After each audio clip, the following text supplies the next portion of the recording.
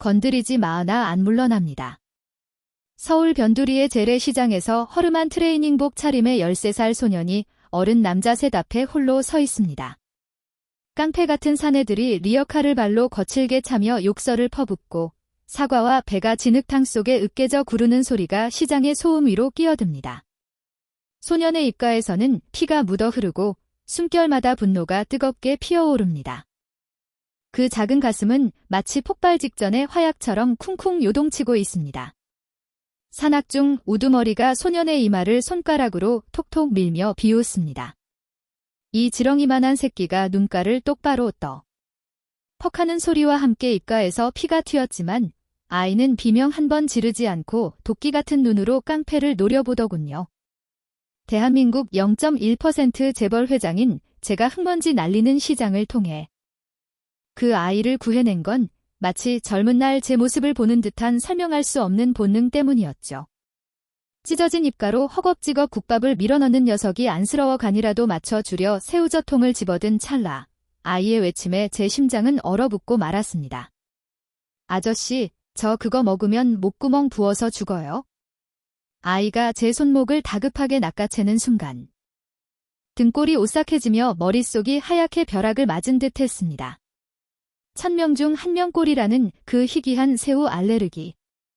그건 바로 저 강준혁이 가진 체질과 소름 끼치게 똑같았으니까요. 의사는 분명 재개씨가 없는 무정자증이라고 사형 선고를 내렸는데 그렇다면 제 눈앞에 이 아이는 도대체 누구란 말입니까? 이야기 시작하기 전에 무료로 할 수 있는 구독과 좋아요 부탁드립니다. 그리고 어디서 듣고 계시는지 댓글로 남겨주시면 저도 반갑게 인사드리겠습니다. 대한민국 상위 0.1%만이 거주한다는 한남동의 최고급 펜트하우스. 거실에는 칠흑 같은 어둠이 깔려 있었습니다. 통유리창 너머로 서울의 화려한 야경이 보석처럼 반짝였지만 그 불빛은 유리창을 넘지 못한 채 차갑게 식어버렸죠. 시계 바늘이 새벽 2시를 가리키고 있었습니다. 55살의 대성건설 회장 강준혁은 오늘도 잠들지 못했습니다. 수천억 원의 자산을 움직이며 도심의 스카이라인을 바꾸는 건설 제국의 황제였지만 정작 그는 매일 밤 불면증이라는 감옥에 갇혀 있었습니다. 준혁은 크리스탈 잔에 담긴 위스키를 단숨에 들이켰습니다. 목구멍을 타고 흐르는 독한 액체가 쓰린 위장을 태우고 지나갔지만 가슴 한구석에 뚫린 구멍은 채워지지 않았습니다. 30년 전 맨주먹 하나로 상경의 공사판을 전전하며 벽돌을 나르던 시절에는 흙바닥에 신문지 한 장만 깔아도 코를 골며 잤습니다. 그런데 최고급 이탈리아산 가죽 소파와 거위털 이불을 덮고 자는 지금은 왜 단 한숨도 편안히 잘 수 없는 걸까요? 그는 텅 빈 거실을 둘러보았습니다. 값비싼 미술품과 대리석 바닥, 그리고 숨막힐 듯한 정막만이 그를 감시하고 있었습니다. 아내도 자식도 없이 홀로 쌓아 올린 이 거대한 성은 너무나 춥고 외로웠습니다. 다음 날 오후, 준혁은 검은색 세단을 타고 서울 변두리의 재래시장으로 향했습니다. 곧 대규모 재개발이 시작될 현장이었습니다. 차창 밖으로 보이는 풍경은 처참했습니다. 김 빠진 붉은 벽돌 건물들. 전선이 엉켜 흉물스럽게 늘어진 골목길, 그리고 그 사이를 바쁘게 오가는 상인들의 고단한 표정이 눈에 들어왔습니다.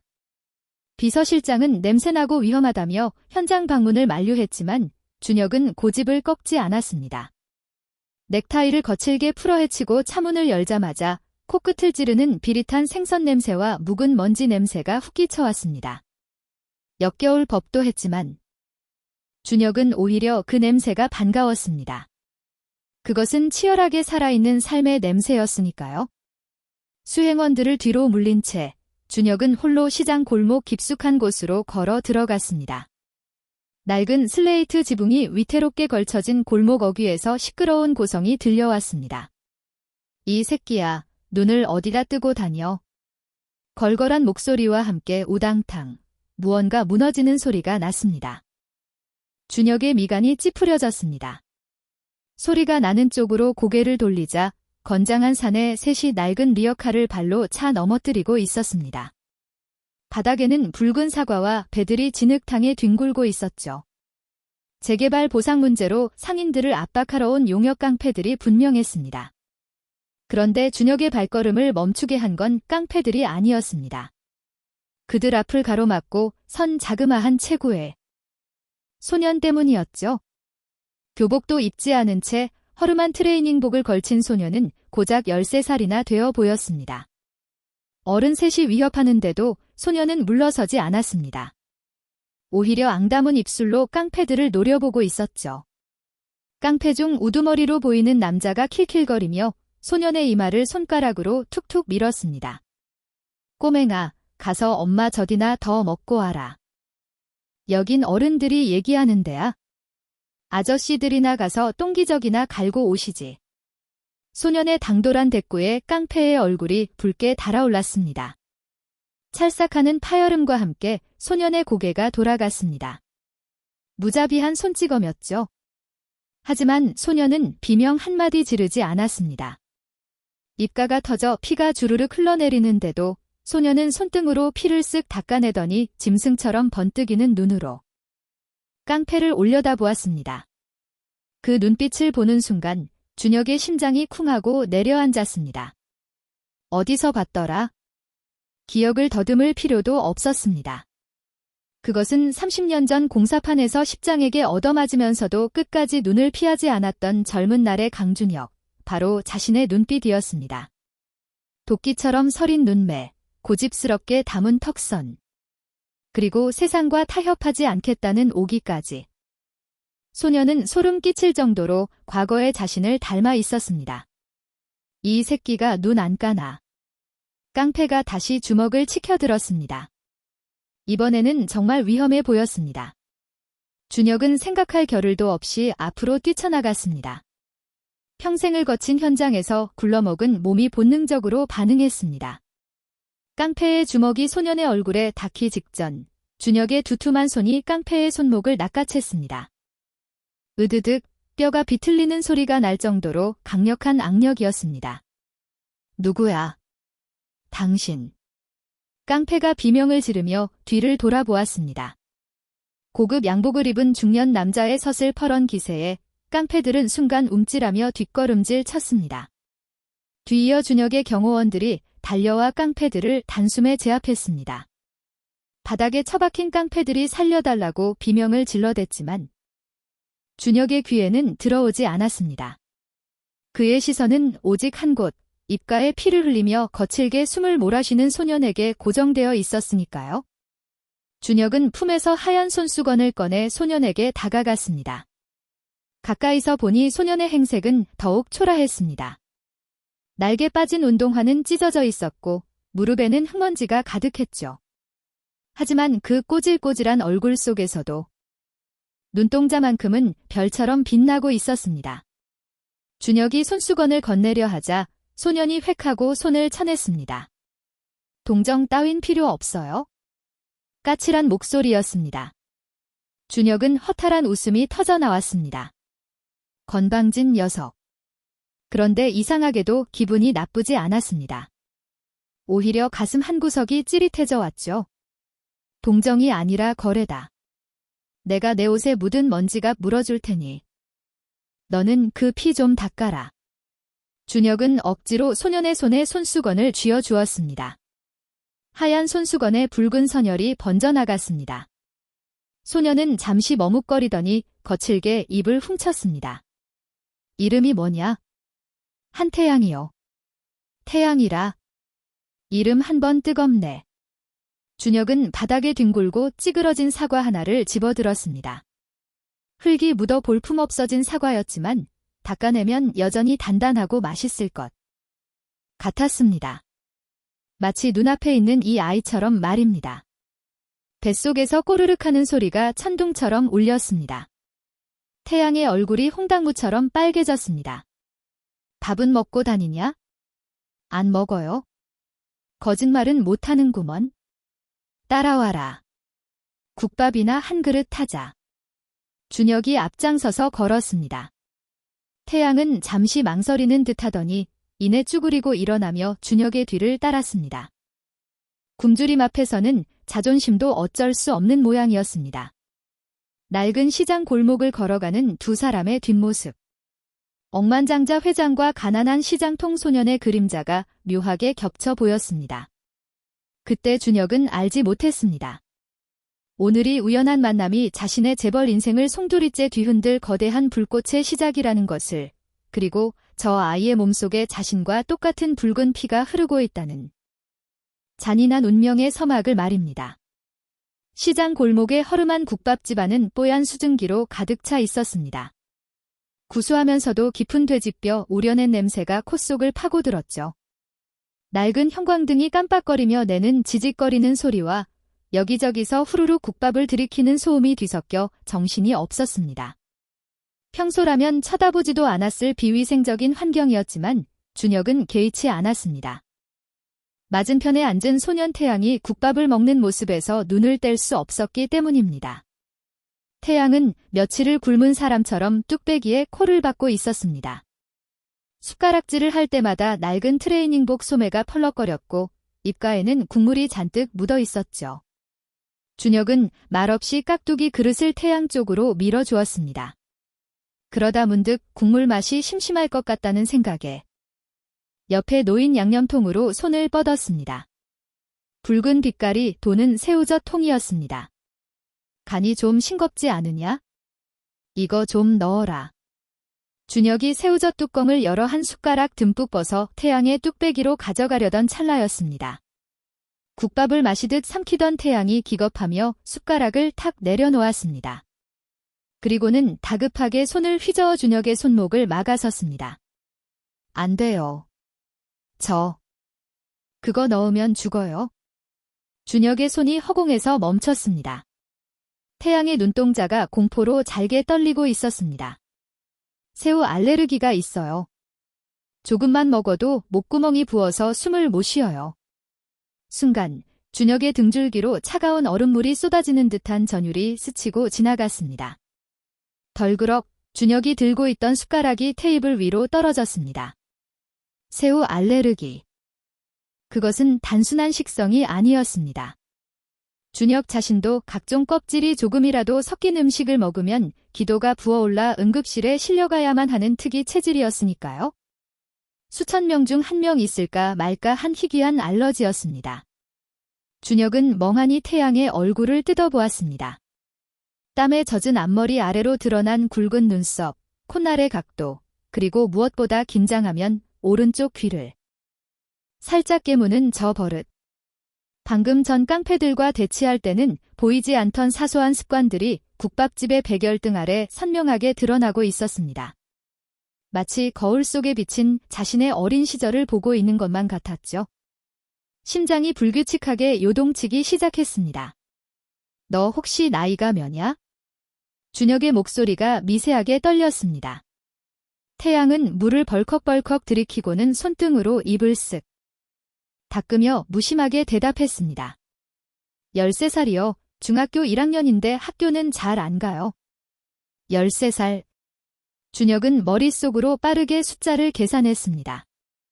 지금으로부터 13년 전, 그가 전처 미숙을 차가운 빗속으로 내쫓았던 바로 그 해였습니다.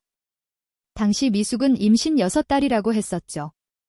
무정자증이라는 진단서를 믿고 그녀의 불은 배를 부정한 씨앗이라며 매도했던 자신의 과거가 날카로운 비수처럼 가슴을 후벼 팠습니다.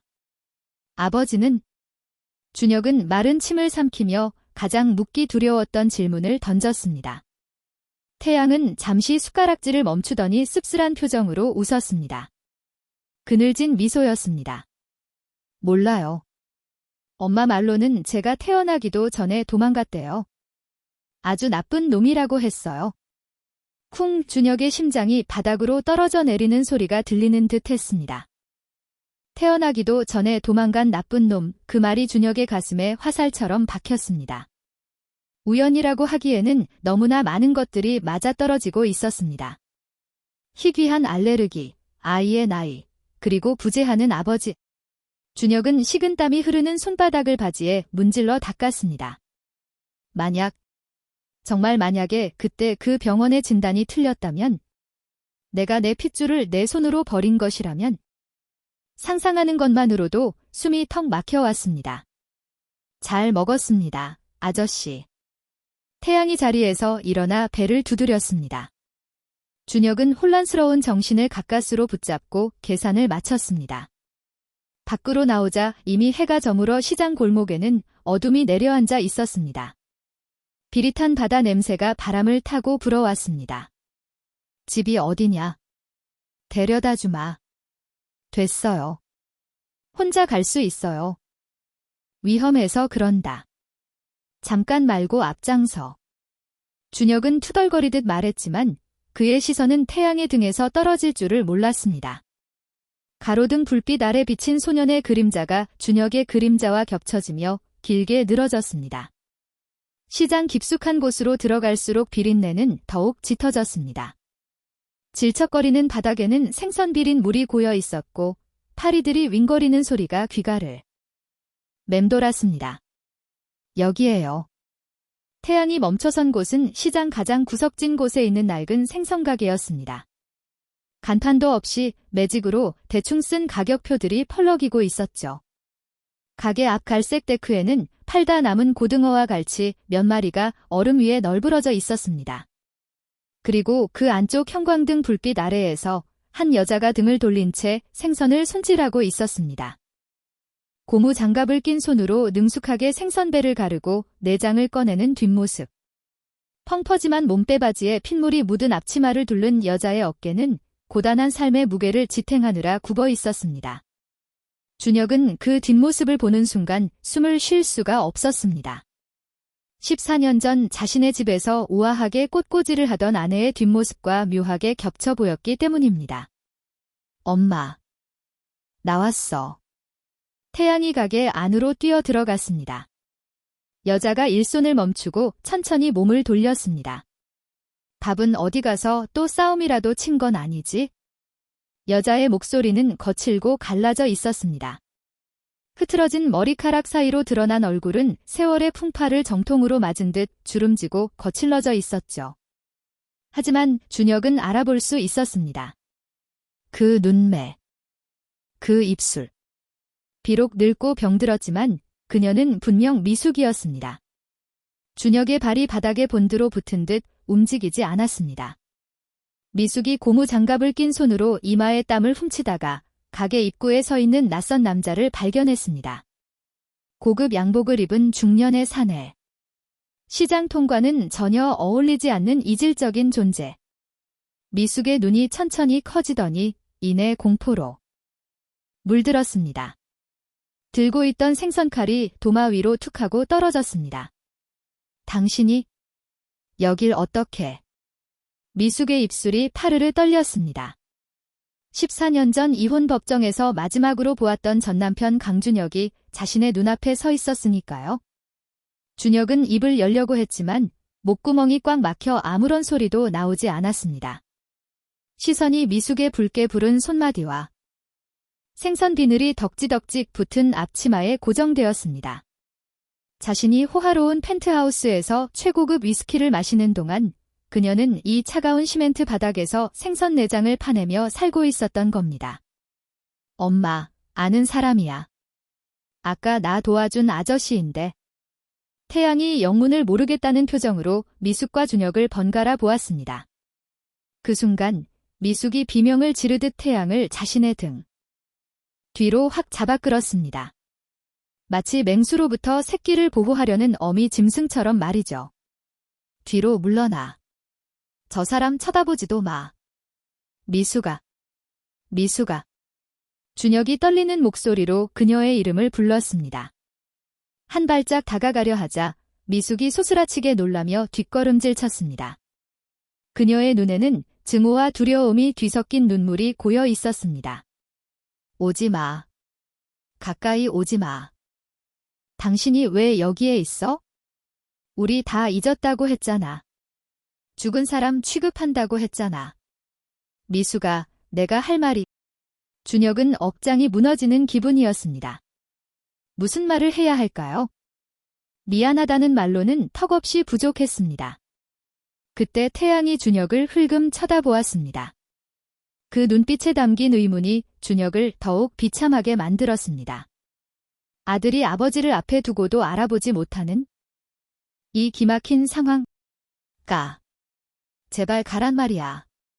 다시는 내 눈앞에 나타나지 마. 꼴도 보기 싫으니까. 미숙이 절규하며 가게의 문을 쾅 하고 닫아버렸습니다. 낡은 철문이 요란한 소리를 내며 닫히자 준혁은 세상으로부터 완전히 차단된 기분이 들었습니다. 닫힌 문 너머로 미숙의 흐느끼는 소리와 태양의 당황한 목소리가 희미하게 들려왔습니다. 준혁은 그 자리에 망부석처럼 서 있었습니다. 시장통의 소음이 아득하게 멀어졌습니다. 머릿속에는 오직 하나, 아까 국밥집에서 태양이 했던 말만이 맴돌았습니다. 새우 알레르기가 있어요. 그리고 방금 전 자신을 보자마자 아이를 숨기던 미숙의 필사적인 태도. 모든 퍼즐 조각이 맞춰지고 있었습니다. 진실은 차가운 칼날이 되어 준혁의 목을 겨누고 있었습니다. 준혁은 떨리는 손으로 휴대폰을 꺼내 비서실장에게 전화를 걸었습니다. 김 실장, 지금 당장 알아봐야 할 게 있다. 14년 전 내 불임 진단서, 그거 발급했던 병원 원장 지금 어디 있는지 당장 찾아내. 전화를 끊는 준혁의 눈빛이 무섭게 타오르고 있었습니다. 하지만 닫힌 가게 틈 사이로 새어나오는 미숙의 울음소리는 그 밤 내내 준혁의 귀가를 떠나지 않았습니다.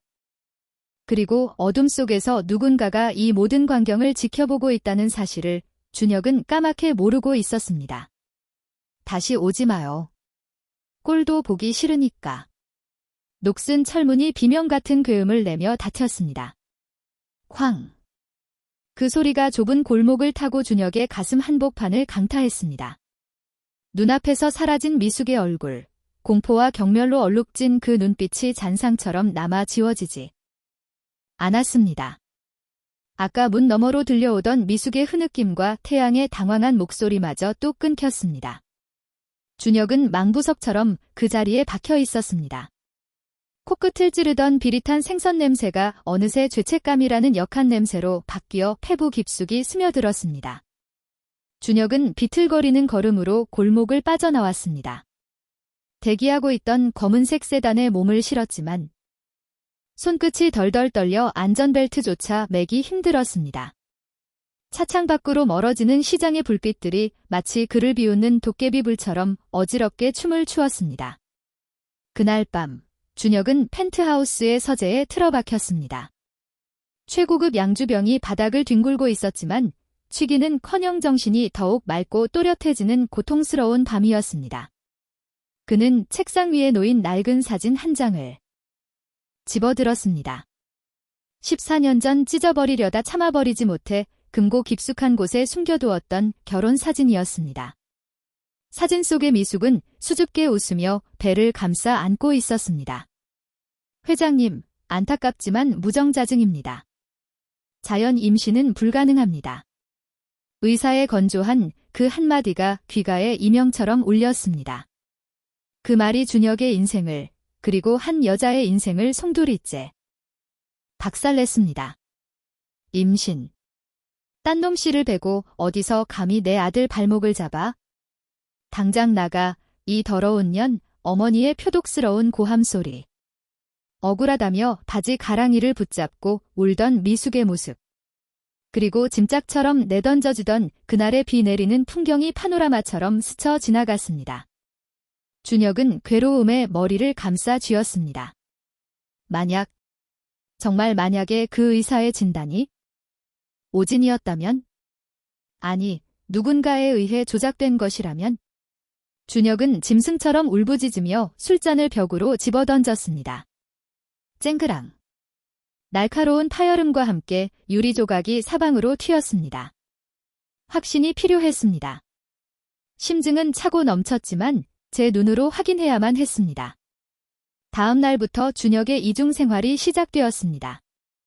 회장실이 아닌 시장 골목 어귀에 세워둔 선팅 짙은 차 안이 그의 전무실이 되었습니다. 그는 숨죽인 맹수처럼 태양의 일거수일투족을 관찰했습니다. 오후 4시가 되자 학교를 마친 태양이 친구들과 함께 인근 공터로 몰려 나왔습니다. 흙먼지가 풀풀 날리는 맨 땅에서 아이들은 축구공 하나를 두고 땀을 흘렸습니다. 준혁은 망원경으로 태양을 쫓았습니다. 낡은 운동화 끈을 질끈 동매고 그라운드를 누비는 아이의 움직임은 또래들보다 한 박자 빨랐고 거침이 없었습니다. 그때였습니다. 태양이 상대 수비수를 제치고 골대 앞으로 질주했습니다. 오른쪽이야. 막아. 수비수들이 오른쪽을 막아섰습니다. 태양은 평소 오른손으로 밥을 먹고 글씨를 썼으니까요. 하지만 결정적인 순간 태양의 몸이 기묘하게 비틀렸습니다. 디딤발인 오른발을 깊게 박더니 지체 없이 왼발로 강력한 슛을 날렸습니다. 푹. 공은 골대 구석에 정확히 꽂혔습니다. 와, 한태양 역시 왼발의 마법사. 친구들의 환호성이 터져나왔습니다. 차 안에서 그 광경을 지켜보던 준혁의 입에서 헉하는 소리가 터져나왔습니다. 온몸에 소름이 돋아 닭살이 일어날 지경이었습니다. 결정적인 순간에만 나오는 왼발 슛 그리고 슛을 날린 직후 균형을 잡기 위해 양팔을 크게 벌리는 독특한 습관까지. 그것은 강준혁의 버릇이었습니다. 30년 전 조기 축구회를 휩쓸던 시절 사람들이 된발의 달인이라 부르던 자신의 모습이 저 아이에게 고스란히 찍혀 있었습니다. 유전자는 거짓말을 하지 않았습니다. 새우 알레르기, 긴장하면 귀를 만지는 버릇, 그리고 결정적인 순간에 왼발잡이 기질까지. 태양은 머리부터 발끝까지 강준혁의 축소판이었습니다. 준혁은 떨리는 손으로 차문을 열고 나가고 싶었습니다. 당장 달려가 저 땀에 젖은 아이를 끌어안고 내가 내 아비다라고 외치고 싶었습니다. 하지만 그럴 자격이 없다는 사실이 발목을 잡았습니다. 14년이나 처자식을 짐승만도 못한 골목에 방치한 죄인이 무슨 낯짝으로 나선단 말입니까? 그때 태양이 공을 줍다가 돌부리에 걸려 넘어졌습니다. 무릎이 까져 피가 배어 나왔습니다. 준혁이 저도 모르게 차 문고리를 잡는 순간 태양은 벌떡 일어나 흙을 털어내고는 씩씩하게 웃어 보였습니다. 괜찮아. 안 아파. 그 웃음을 보는 순간 준혁의 눈에서 뜨거운 것이 주르륵 흘러내렸습니다. 아프지 않을 리가 없었습니다. 피가 흐르는데 어떻게 안 아플까요? 하지만 저 아이는 아픔을 참는 것에 익숙해 보였습니다. 아빠 없는 자식이라는 소리를 듣지 않기 위해, 고생하는 엄마에게 걱정을 끼치지 않기 위해 어린 나이에 너무 일찍 철이 들어버린 내 새끼. 준혁은 입술을 깨물며 오열을 삼켰습니다. 의심은 확신으로, 확신은 뼈를 깎는 통증으로 변해 심장을 난도질했습니다. 이제 망설일 시간은 없었습니다. 그는 젖은 눈을 닦아내고 휴대폰을 꺼내 비서실장에게 전화를 걸었습니다. 목소리에는 서슬퍼런 살기가 담겨 있었습니다. 김 실장, 14년 전 그 병원장, 아직 못 찾았나? 지구 끝까지 뒤져서라도 찾아내. 그리고 당장 내 앞에 무릎 꿇게 해, 무슨 수를 써서라도. 준혁의 분노가 전파를 타고 넘어갔습니다. 전화를 끊는 준혁은 다시 태양을 바라보았습니다. 해질녘 노을을 받아 붉게 빛나는 아이의 얼굴. 내가 반드시 지킨다. 내 모든 걸 걸고 잃어버린 14년을 보상하겠다. 준혁은 주먹을 불끈 쥐었습니다. 하지만 준혁은 모르고 있었습니다. 시장 건너편 허름한 상가 건물 2층 창문 틈으로 누군가가 망원 렌즈가 달린 카메라로 이 모든 상황을 촬영하고 있다는 사실을 말이죠. 찰칵, 찰칵. 셔터 소리와 함께 준혁이 차 안에서 오열하는 모습. 그리고 운동장에서 뛰놀던 태양의 모습이 고스란히 담겼습니다. 카메라를 내린 남자가 어둠 속에서 누군가에게 전화를 걸었습니다. 이, 전무님. 회장님이 냄새를 맡은 것 같습니다. 아이를 계속 주시하고 계시네요. 네, 알겠습니다. 작업 시작하겠습니다. 수화기 너머로 들려오는 최전무의 목소리는 뱀처럼 차갑고 끈적거렸습니다. 재더미 속에서 이제 막 피어오르려는 작은 불씨를 짓밟기 위해 거대한 악의 그림자가 시장 골목을 덮쳐오고 있었습니다. 새벽 3시, 펜트하우스의 거실은 여전히 어둠에 잠겨 있었습니다. 준혁 앞에 놓인 크리스탈 위스키 병은 이미 반이나 비어 있었죠. 독한 술이 식도를 태우며 내려갔지만 가슴 밑바닥에 눌러붙은 쓴맛은 씻겨 내려가지 않았습니다.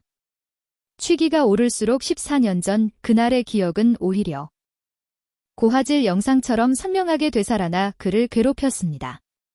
죄송합니다. 회장님. 검사 결과 무정자증입니다. 의학적으로 자연 임신은 불가능합니다. 의사의 건조한 사형 선고.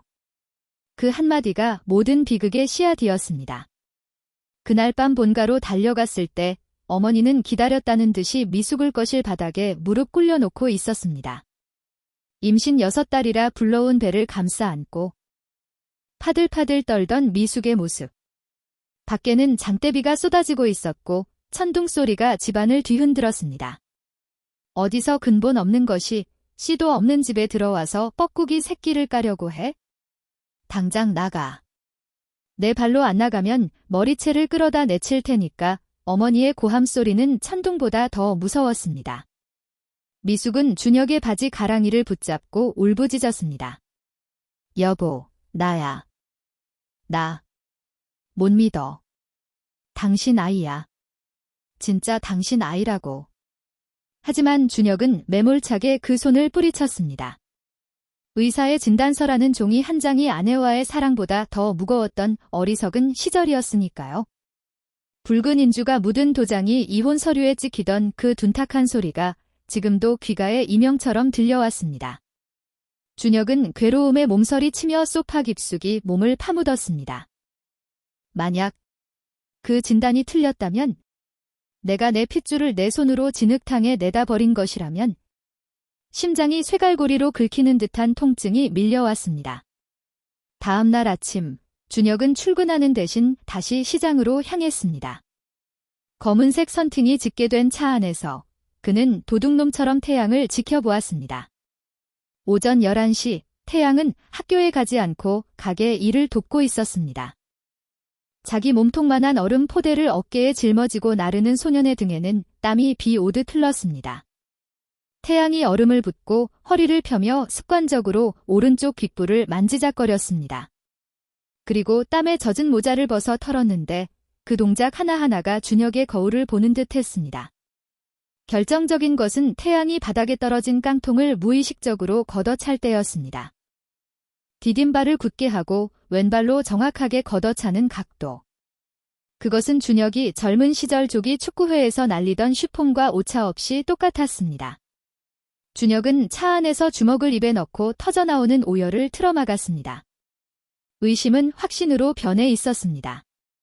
저 아이는 내 아들이다. 피가 반을 섞이지 않고서는 저렇게 닮을 수가 없다. 그렇다면 14년 전 그 병원은 대체 왜 그런 거짓 진단을 내렸단 말인가? 준혁은 당장이라도 차문을 박차고 나가 태양을 끌어안고 싶었지만 그럴 수 없었습니다. 아직 밝혀내야 할 진실이 너무나 많았습니다. 그때 준혁의 휴대폰이 울렸습니다. 비서실장이었습니다. 회장님, 긴급 임원회의가 소집되었습니다. 최 전무님이 재개발 안건을 강행 처리하려고 합니다. 지금 당장 오셔야 합니다. 준혁의 눈빛이 매섭게 변했습니다. 그는 마지막으로 태양의 모습을 눈에 담고 차를 돌렸습니다. 대성건설 대회의실의 공기는 팽팽한 활시위처럼 긴장감이 감돌았습니다. 최 전무는 핏대선 목소리로 상인들의 강제 철거를 주장하고 있었습니다. 회장님, 벌써 공기가 3개월이나 지연되었습니다.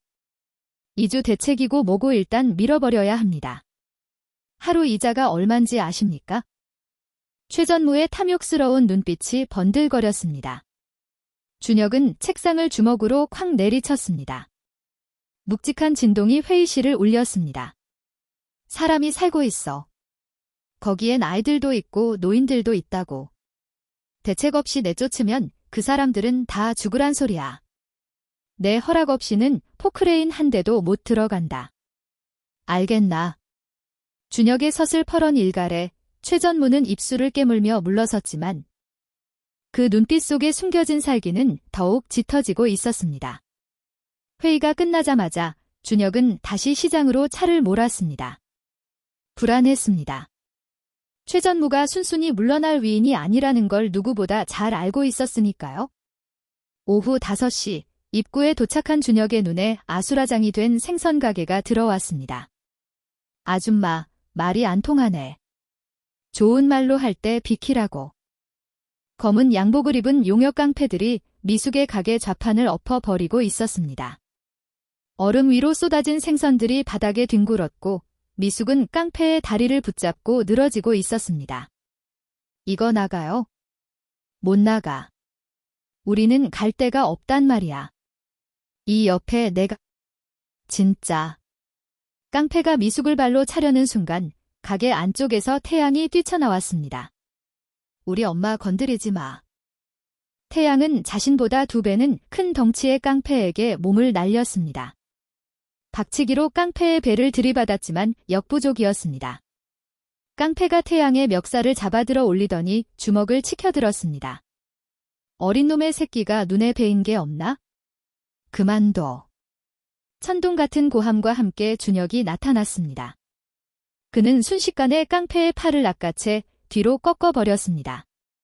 우두둑 하는 소리와 함께 깡패의 입에서 비명이 터져나왔습니다.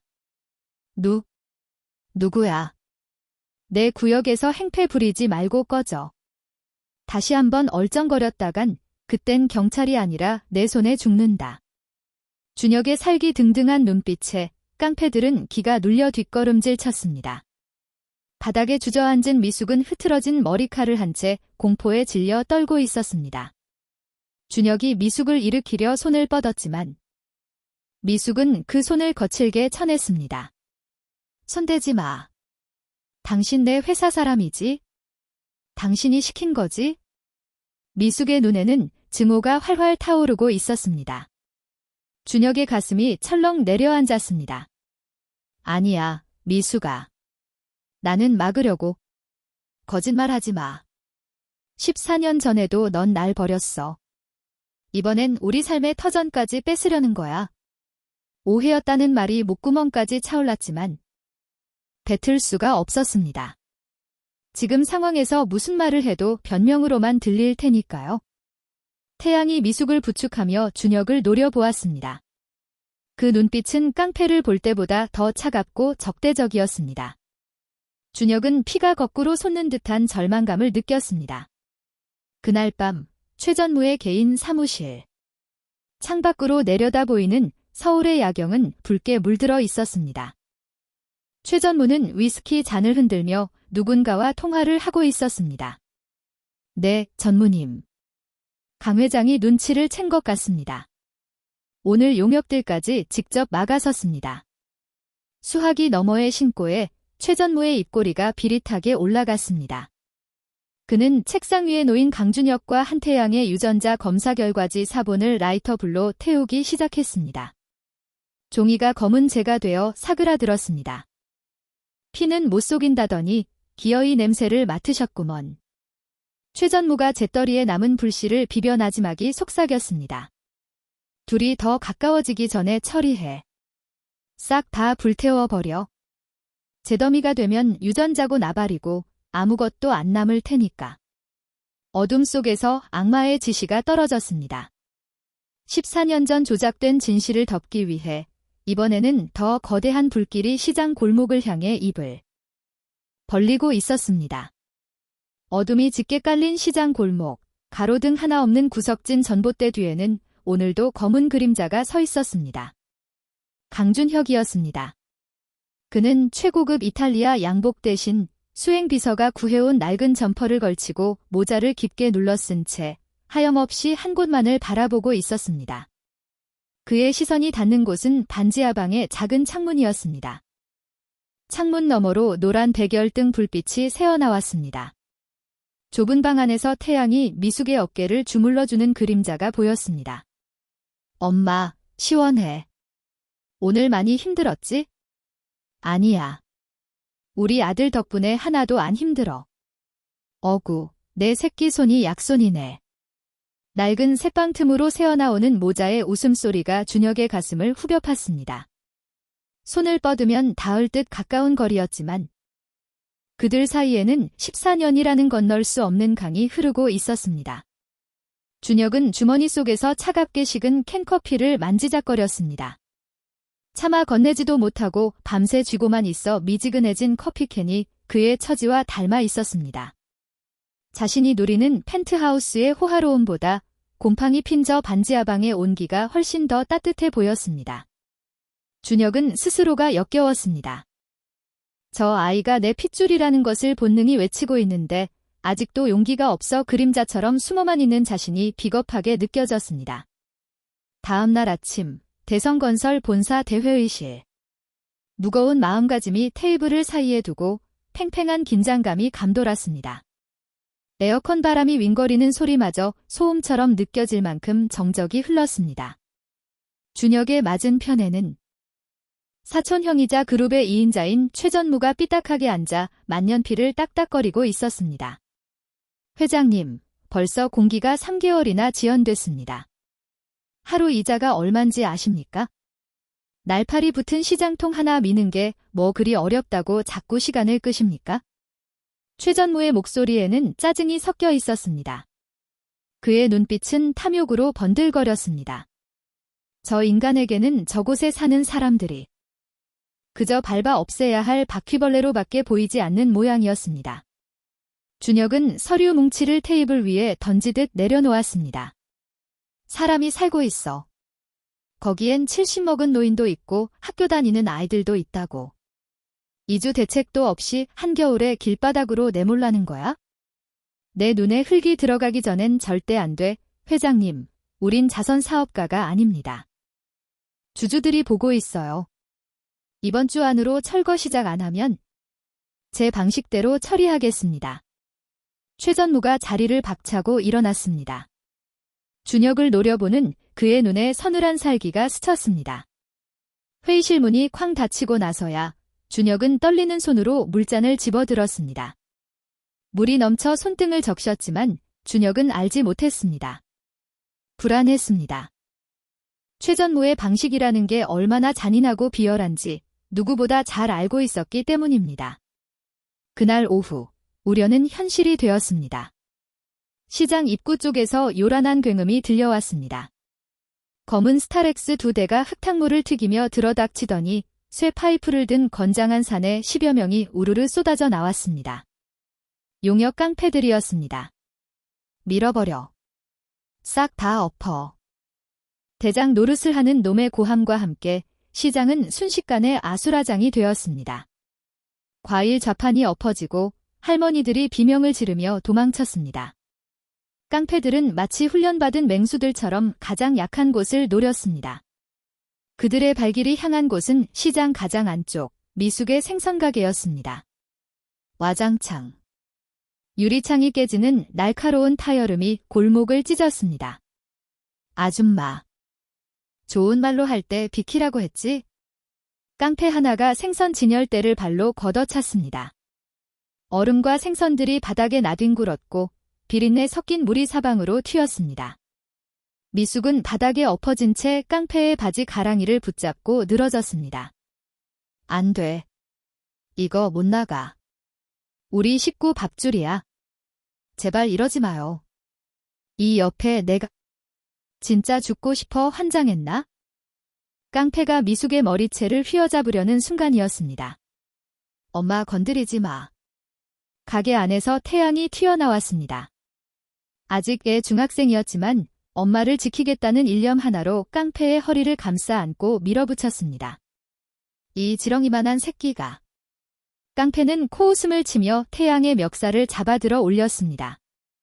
발이 허공에서 버둥거렸습니다. 깡패가 주먹을 치켜들었습니다.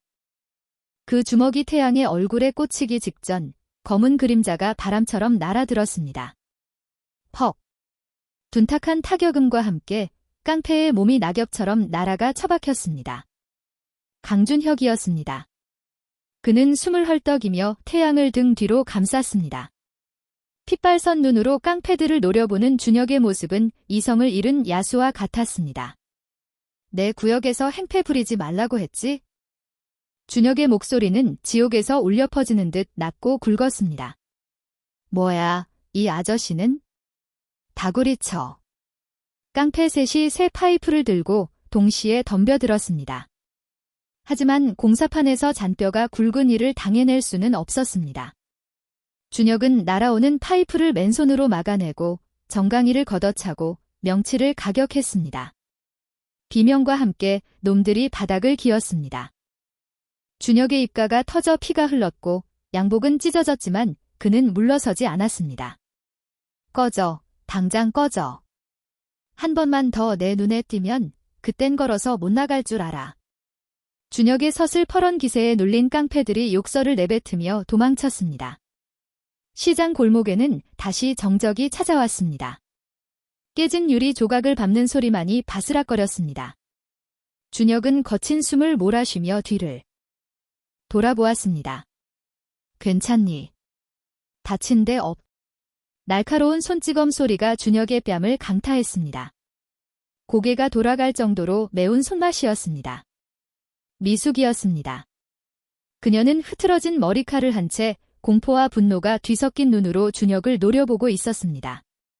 당신이지. 당신이 시킨 거지? 준혁은 멍하니 미숙을 바라보았습니다. 미숙아, 아니야. 나는 널 도우려고. 거짓말하지 마. 당신네 회사 사람들이잖아. 낮에는 회장님 노릇하고 밤에는 깡패들 보내서 우리 겁주려는 거 누가 모를 줄 알아? 병 주고 약 주는 거야? 재밌어. 우리가 그렇게 만만해? 미숙의 절규가 골목을 울렸습니다. 태양마저 차가운 눈빛으로 준혁을 바라보며 엄마를 부축했습니다. 아저씨, 우리 엄마한테서 떨어져요. 다시는 오지 마세요. 아이의 그 한마디가 준혁의 심장에 비수처럼 꽂혔습니다. 피투성이가 되어 싸운 건 그들을 지키기 위해서였는데 돌아온 건 싸늘한 경멸뿐이었습니다. 준혁은 피 묻은 손을 허공에 뻗었다가 힘없이 떨어뜨렸습니다. 자신이 대성건설의 회장이라는 사실이 그 껍데기가 이렇게 원망스러울 수가 없었습니다. 꼴도 보기 싫으니까. 미숙이 소금을 뿌리듯 소리쳤습니다. 준혁은 도망치듯 시장을 빠져나왔습니다. 등 뒤에서 들려오는 셔터 내리는 소리가 마치 세상과의 단절을 알리는 종소리 같았습니다. 그 시각, 서울 시내의 한 고급 일식집. 최전무는 붉은 생선의 한 점을 입에 넣으며 누군가와 통화를 하고 있었습니다. 실패했습니다. 회장님이 직접 나서서 막으셨답니다. 수화기 너머의 보고에 최전무가 젓가락을 탁 내려놓았습니다. 입안에서 터지는 생선살의 비린 맛과 함께 그의 입가에 잔인한 미소가 번졌습니다. 강준혁이 제법이네. 핏줄 당기는 건 어쩔 수 없다. 이거냐. 최전무는 삭주를 단숨에 비웠습니다. 그의 눈빛이 뱀처럼 차갑게 빛났습니다. 겁주는 걸로는 안 되겠어? 둘이 붙어 먹기 전에 아주 확실하게 찢어놔야지. 이 실장, 준비해. 뭘 말씀입니까? 청소해야지.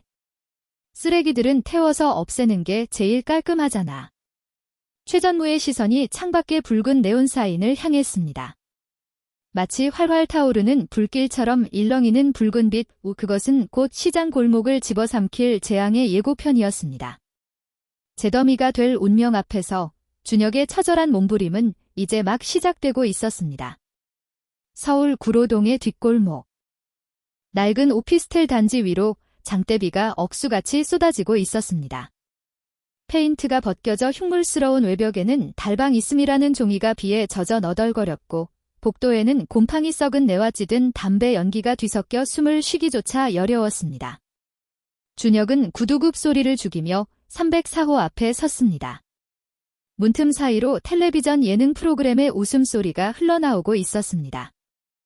시장에서 미숙에게 뺨을 맞고 쫓겨난 직후 그는 비서실장에게 14년 전 자신을 진단했던 박영석 원장의 은신처를 찾아내라고 낙달했고 기어이 이곳을 알아낸 것이었습니다. 준혁이 눈을 하자 뒤에 서 있던 경호원들이 문을 박차고 들어갔습니다. 쾅! 낡은 합판문이 종이장처럼 떨어져 나갔습니다. 방 안에는 러닝셔츠 차림으로 컵라면을 먹던 노인이 소스라치게 놀라 젓가락을 떨어뜨렸습니다. 14년 전 강남 제1의 비뇨기과 원장으로 명성을 떨쳤던 박영석. 한때는 고급 외제차를 몰며 떵떵거렸던 그가 지금은 도박빚에 쫓겨 바퀴벌레가 기어다니는 방 한 칸에서 숨어 지내는 꼴이라니. 준혁은 천천히 방 안으로 걸어 들어갔습니다. 바닥에 뒹굴던 소주병을 구두발로 걷어차자 쨍그랑하고 깨지는 소리가 박 원장의 심장을 찔렀습니다. 박 원장은 입가에 라면 국물을 묻힌 채 벌벌 떨며 뒷걸음질 쳤습니다. 누구세요? 나를 잊었나? 준혁이 모자를 벗자 빗물에 젖은 서늘한 눈빛이 박 원장을 관통했습니다. 박 원장의 동공이 지진이 난 듯 흔들렸습니다. 14년이라는 세월이 흘렀지만 강준혁이라는 남자가 뿜어내는 압도적인 위압감은 결코 잊을 수 없는 공포였습니다. 강 회장님. 자네가 내 인생을 송두리째 망쳐놓고 여기서 이렇게 편하게 라면이나 처먹고 있을 줄은 몰랐군. 준혁은 침대 머리맡에 놓인 낡은 의자를 끌어당겨 앉았습니다. 그리고 품 안에서 스마트폰을 꺼내 녹음 버튼을 눌렀습니다. 화면에 붉은 점이 깜빡이기 시작했습니다. 길게 말 안 하겠네. 14년 전 내 불임 진단서 조작한 거 사실대로 불어. 회장님. 그게 무슨 말씀이십니까? 저는 정당한 의료 행위를. 닥쳐. 준혁이 테이블을 내리치자 먹다 남은 컵라면 용기가 엎어지며 붉은 국물이 바닥으로 쏟아졌습니다. 방 안가득 매콤한 라면 스프 냄새와 비릿한 공포가 진동했습니다. 준혁은 품 안에서 사진 한 장을 꺼내 박 원장의 눈앞에 들이밀었습니다.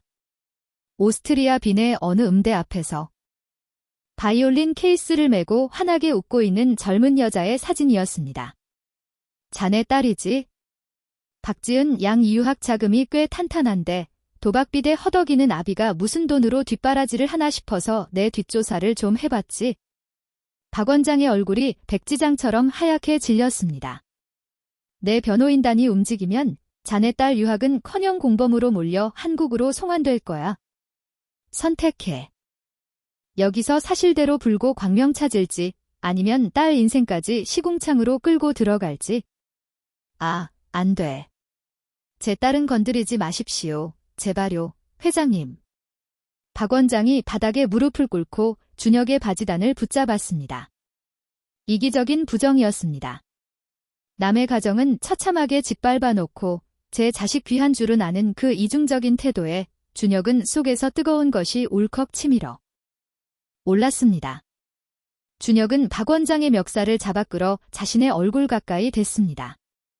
그 악력에 박 원장의 목이 꺾어지는 듯 조여들었습니다. 말해. 누가 시켰어?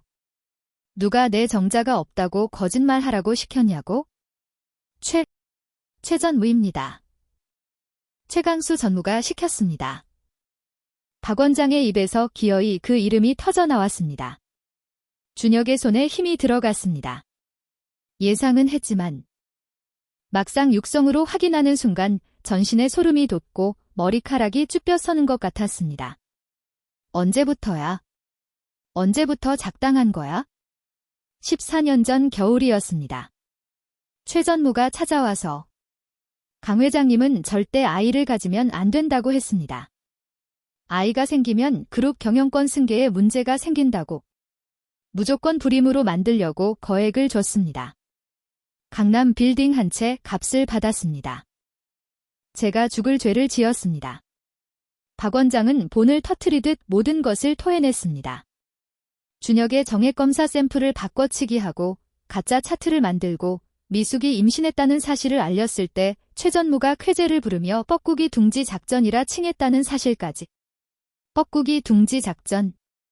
준혁은 허탈한 웃음을 터뜨렸습니다. 기가 막히고 코가 막혔습니다. 자신의 핏줄을. 세상에서 가장 소중한 아내와 아이를 뻐꾸기 새끼 취급하며 내쫓게 만든 그 악마 같은 설계가 바로 자신의 사촌 형 머리에서 나왔다니. 그리고 그 말에 속아 아내를 의심하고 모욕했던 자신이 저주스러웠습니다. 준혁은 녹음 종료 버튼을 눌렀습니다. 저장되었습니다라는 문구가 화면에 떴습니다. 이 작은 파일 하나가 진실을 밝힐 열쇠였지만 동시에 준혁이 얼마나 멍청한 남편이자 아빠였는지를 증명하는 낙인이기도 했습니다. 준혁은 바들바들 떠는 박 원장을 벌레 보듯 내려다보았습니다. 이 녹음 파일, 검찰에 넘길 거다. 자네는 감옥에서 죄값 치러. 준혁은 뒤도 돌아보지 않고 오피스텔을 빠져나왔습니다. 밖에는 여전히 비가 쏟아지고 있었습니다.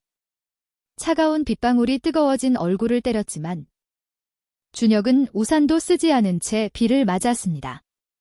빗물에 섞여 뜨거운 눈물이 흘러내렸습니다. 미수가. 입속에서 아내의 이름이 맴돌았습니다. 14년 전 억울하다며 제발 믿어달라며 울부짖던 미숙의 얼굴이 빗속에서 아른거렸습니다. 그때 자신이 조금만 더 귀를 기울였다면, 의사 말보다 아내의 눈물을 믿었더라면 태양이가 아빠 없는 자식 소리를 들으며 자라지는 않았을 텐데. 모든 것이 자신의 오만과 불찰이었습니다. 자신이 가장 똑똑하다고 믿었던 오만이 가장 소중한 사람들을 지옥으로 밀어넣은 것입니다. 준혁은 차에 올라타 시동을 걸었습니다. 내비게이션에 입력된 목적지는 중앙시장. 엑셀을 밟는 발에 힘이 들어갔습니다.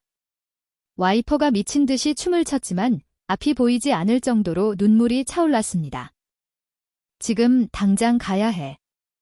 가서 무릎 꿇고 빌어야 해. 준혁의 검은 세단이 물보라를 일으키며 도로를 질주했습니다. 신호가 붉은색으로 바뀌었지만 멈출 수 없었습니다.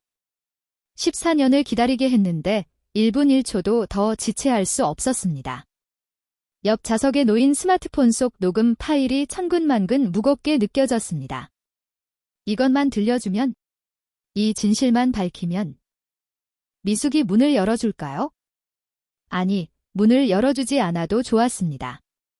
평생 문 밖에서 속죄하며 살아도 좋으니 제발 태양이가 내 아들이라는 사실만이라도 인정받고 싶었습니다. 30분을 달려 시장 입구에 도착했습니다. 밤 11시가 넘은 시장은 칠흑 같은 어둠에 잠겨 있었습니다. 빗소리만이 요란하게 양철 지붕을 두들기고 있었죠. 준혁은 차에서 내려 미숙의 가게가 있는 골목으로 뛰었습니다. 흙탕물이 튀어바지가 엉망이 되었지만 상관없었습니다. 저 멀리 미숙의 반지 하방 창문에서 희미한 불빛이 새어나오고 있었습니다. 준혁은 그 불빛을 보자마자 다리에 힘이 풀려 그 자리에 주저앉을 뻔했습니다. 너무나 작고 초라한 불빛. 저 작은 불빛 하나에 의지해 14년을 버텨왔을 두 사람을 생각하니 가슴이 미어지는 것 같았습니다. 어제 자신을 향해 소금 같은 비난을 퍼붓던 미숙의 표정이 떠올랐습니다. 그건 미움이 아니라 서러움이었습니다. 왜 이제야 왔냐는, 왜 나를 믿어주지 않았냐는 처절한 절규였습니다. 준혁은 떨리는 손으로 옷매무새를 다듬었습니다. 그리고 천천히, 아주 천천히 녹슨 철대문 앞으로 다가갔습니다. 심장이 터질 것처럼 쿵쾅거렸습니다. 손을 들어 문을 두드리려 했지만 손이 납덩이처럼 무거워 올라가지 않았습니다. 자신이 문을 두드릴 자격이나 있을까요? 하지만 주머니 속 녹음기가 뜨겁게 손바닥을 달구고 있었습니다. 똑똑. 결국 준혁은 문을 두드렸습니다. 빗소리에 묻혀 들리지 않을 만큼 작은 소리였지만 그것은 준혁이 세상에서 가장 무거운 죄책감을 짊어지고 두드리는 참회의 노크였습니다. 누구세요? 안에서 미숙의 목소리가 들려왔습니다. 경계심 가득한, 하지만 여전히 곱고 그리운 목소리. 준혁은 입술을 깨물며 젖은 목소리로 대답했습니다. 나야. 준혁이. 순간 안쪽의 인기척이 뚝 끊겼습니다. 정적이 흘렀습니다. 빗소리만이 두 사람 사이의 침묵을 채웠습니다. 준혁은 빗물에 젖은 채 철문 앞에 무릎을 꿇었습니다. 차가운 시멘트 바닥의 냉기가 무릎을 타고 올라왔지만 가슴속에 뜨거운 후회는 식을 줄을 몰랐습니다. 미숙아. 제발 문 좀 열어줘. 할 말이 있어? 보여줄 게 있어? 제발. 준혁의 목소리가 울먹임으로 변의 빗속으로 흩어졌습니다.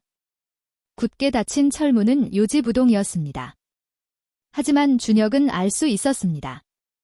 문 바로 저편에 미숙이 서서 숨을 죽인 채 자신의 목소리를 듣고 있다는 것을요. 가요. 제발 가라고 했잖아요. 우린 당신이랑 할 이야기 없어요? 미숙의 목소리가 물기에 젖어 있었습니다. 준혁은 철문에 이마를 대고 흐느꼈습니다. 아니야, 미숙아. 내가 다 알아왔어. 내가 속았어. 우리가 속았다고. 14년 전 그 병원 진단서 다 조작된 거였어. 최전무 그놈이 시킨 짓이었어. 밖에서 미친 사람처럼 소리치는 준혁의 목소리에 굳게 닫혀있던 철문이 잠금 장치가 덜컥하고 흔들렸습니다. 진실이 문틈을 비집고 들어가려는 찰나였습니다. 골목 건너편 어둠 속에서 누군가가 라이터를 켜고 있었습니다. 찌익 하는 소리와 함께 피어오른 작은 불꽃이 기름 냄새 진동하는 천 뭉치 위로 떨어지고 있다는 사실을 무릎 꿇은 준혁은 꿈에도 모르고 있었습니다. 새벽 1시가 넘은 시각, 장대비는 그칠 줄 모르고 쏟아졌습니다. 준혁은 차가운 아스팔트 바닥에 무릎을 꿇은 채 꼼짝도 하지 않았습니다. 최고급 양복은 물을 먹어 천근만근 무거웠고 빗물은 눈을 찌르며 흘러내렸지만 14년의 죄책감에 비하면 아무것도 아니었습니다. 젖은 틈으로 새어나오는 미세한 불빛만이 그가 버틸 수 있는 유일한 희망이었습니다. 2시간쯤 지났을까 굳게 닫혀있던 철문이 끼익 비명을 지르며 열렸습니다. 미숙의 창백한 얼굴이 드러났습니다. 이봐요. 아저씨, 제발 좀 가세요. 동네 사람들 다 깨우려고 작정했어요. 날카로운 목소리였지만 물기에 젖어 떨리고 있었습니다. 빗속의 철벽처럼 꿇어앉은 준혁의 모습이 차마 외면할 수 없을 만큼 비참했기 때문입니다. 미숙은 한숨을 내쉬며 문을 열어주었습니다. 들어오세요. 얼어 죽어서 우리 집 앞에 객사되기 전에. 방 안으로 들어서자 눅눅한 곰팡이 냄새가 훅 끼쳐왔습니다. 벽지는 습기에 우러검게 변해 있었고 천장 모서리에는 빗물을 받는 고무대야가 놓여 있었습니다. 준혁은 억장이 무너지는 것 같았습니다. 자신이 펜트하우스에서 술독에 빠져 지낼 때 처자식은 이 구정물 같은 현실을 견디고 있었다니. 준혁은 떨리는 손으로 비닐에 감싸둔 스마트폰을 꺼내 녹음 파일을 재생했습니다. 지직거리는 잡음 사이로 박 원장의 목소리가 좁은 방안을 채웠습니다. 최 전무가 시켰습니다. 아이가 생기면 안 된다고. 뻐꾸기 둥지 작전이라고 했습니다. 미숙의 표정이 경악으로 일그러졌습니다. 14년 전 빗속에서 억울하다며 절규하던 자신을 매몰차게 내쳤던 그 모든 일이 조작된 음모였다니. 미숙은 다리에 힘이 풀려 바닥에 주저앉으며 오열했습니다. 이게 다 뭐냐고. 우리가 왜 이 꼴로 살아야 했는데? 고작 그따위 종이 쪼가리 한 장 때문에 당신은 나를 믿는 대신 그놈들 말을 믿은 거야? 미숙의 원망 섞인 주먹이 준혁의 가슴을 때렸습니다. 퍽. 퍽. 준혁은 피하지 않고 미숙의 손을 붙잡으며 다시 무릎을 꿇었습니다. 미안해. 내가 눈이 멀고 귀가 멀어서 널 못 믿었어. 죽을 죄를 지었어. 미숙아, 날 죽여도 좋아. 두 사람은 서로를 부여잡고 짐승처럼 울부짖었습니다. 14년 동안 쌓인 한이 터져나오는 순간이었습니다. 한참을 울던 미숙이 고개를 들어 열린 방문으로 잠든 태양을 바라보았습니다. 태양이, 당신 핏줄 맞아. 새우 못 먹는 것도 자면서 귀 만지는 버릇도 다 당신 닮았어. 알아봤어. 그래서 더 미치겠어. 이렇게 똑같은데 왜 진작 못 알아봤는지. 준혁은 기어서 방문턱까지 갔습니다. 어둠 속에서도 선명한 아들의 윤곽. 준혁은 허공에서 손을 떨며 아이의 얼굴을 따라가 보았습니다. 미숙아, 나한테 기회를 줘. 다시 합치자는 말 안 할게. 그냥 태양이 아빠 노릇이라도 하게 해줘. 저 놈들 내가 다 악살내고 태양이 제자리로 돌려놓을게. 준혁의 눈빛이 맹수처럼 번뜩였습니다. 그것은 가장의 처절한 다짐이었습니다. 미숙은 힘없이 고개를 끄덕였습니다. 가세요. 오늘은 일단 가세요. 태양이 깨면 놀라요. 준혁은 아쉬운 듯 자꾸만 뒤를 돌아보며 현관을 나섰습니다. 철문이 닫히는 소리가 이번에는 차갑게 들리지 않았습니다. 밖으로 나온 준혁은 깊은 숨을 들이마셨습니다. 이제 시작이었습니다. 내일부터는 본격적으로 최전무와의 전쟁을 시작할 생각이었습니다. 하지만 준혁은 보지 못했습니다. 그가 방금 나온 미숙의 집 뒤편, 낡은 가스배관이 얽혀있는 구석진 곳에서 일렁이는 불길한 그림자를 말입니다. 검은 모자를 쓴 남자가 품 안에서 인화성 물질이 담긴 통을 꺼내 들었습니다. 회장님이 다녀가셨네. 그럼 더 재밌지? 싹 다 태워주마. 기름 냄새가 비냄새에 섞여 희미하게 퍼져나갔습니다. 남자는 라이터를 꺼냈습니다. 찰칵. 경쾌한 소리와 함께 푸른 불꽃이 피어올랐습니다. 그 작은 불씨가 14년 만에 겨우 이어진 가족의 끈을 다시 태워버릴 재앙의 씨앗이 되리라는 것을 골목을 빠져나가던 준혁은 꿈에도 상상하지 못하고 있었습니다. 라이터가 허공을 가르며 날아갔고 10여 군데 불길이 순식간에 솟구쳐 올랐습니다. 폭풍 전야의 고요가 깨지고 지옥의 문이 열리는 순간이었습니다. 서울 강남의 화려한 스카이라인을 내려다보는 최전무의 펜트하우스. 칠흑 같은 어둠 속에서 붉은 시가 불빛만이 도깨비불처럼 일렁이고 있었습니다. 최전무는 한 손에 위스키 잔을 든 채 창밖을 노려보고 있었습니다. 방금 전 신복으로부터 걸려온 전화가 그의 심기를 날카롭게 긁어놓았습니다. 강 회장이 냄새를 맡았습니다. 박 원장을 쫓아내서 녹음 파일까지 확보한 것 같습니다. 방금 전 그 여자의 집에서 나오는 걸 확인했습니다. 최전무의 손에서 와장창하고 크리스탈잔이 박살났습니다. 파편이 사방으로 튀었지만 그는 미동조차 하지 않았습니다. 14년 전 자신이 쳤던 거미줄이 찢겨나가는 소리가 들리는 듯 했습니다. 강준혁이 모든 진실을 알게 되었다면 이제 남은 건 파멸뿐이었습니다. 준혁은 한 번 물면 절대 놓지 않는 불같은 위인이었으니까요.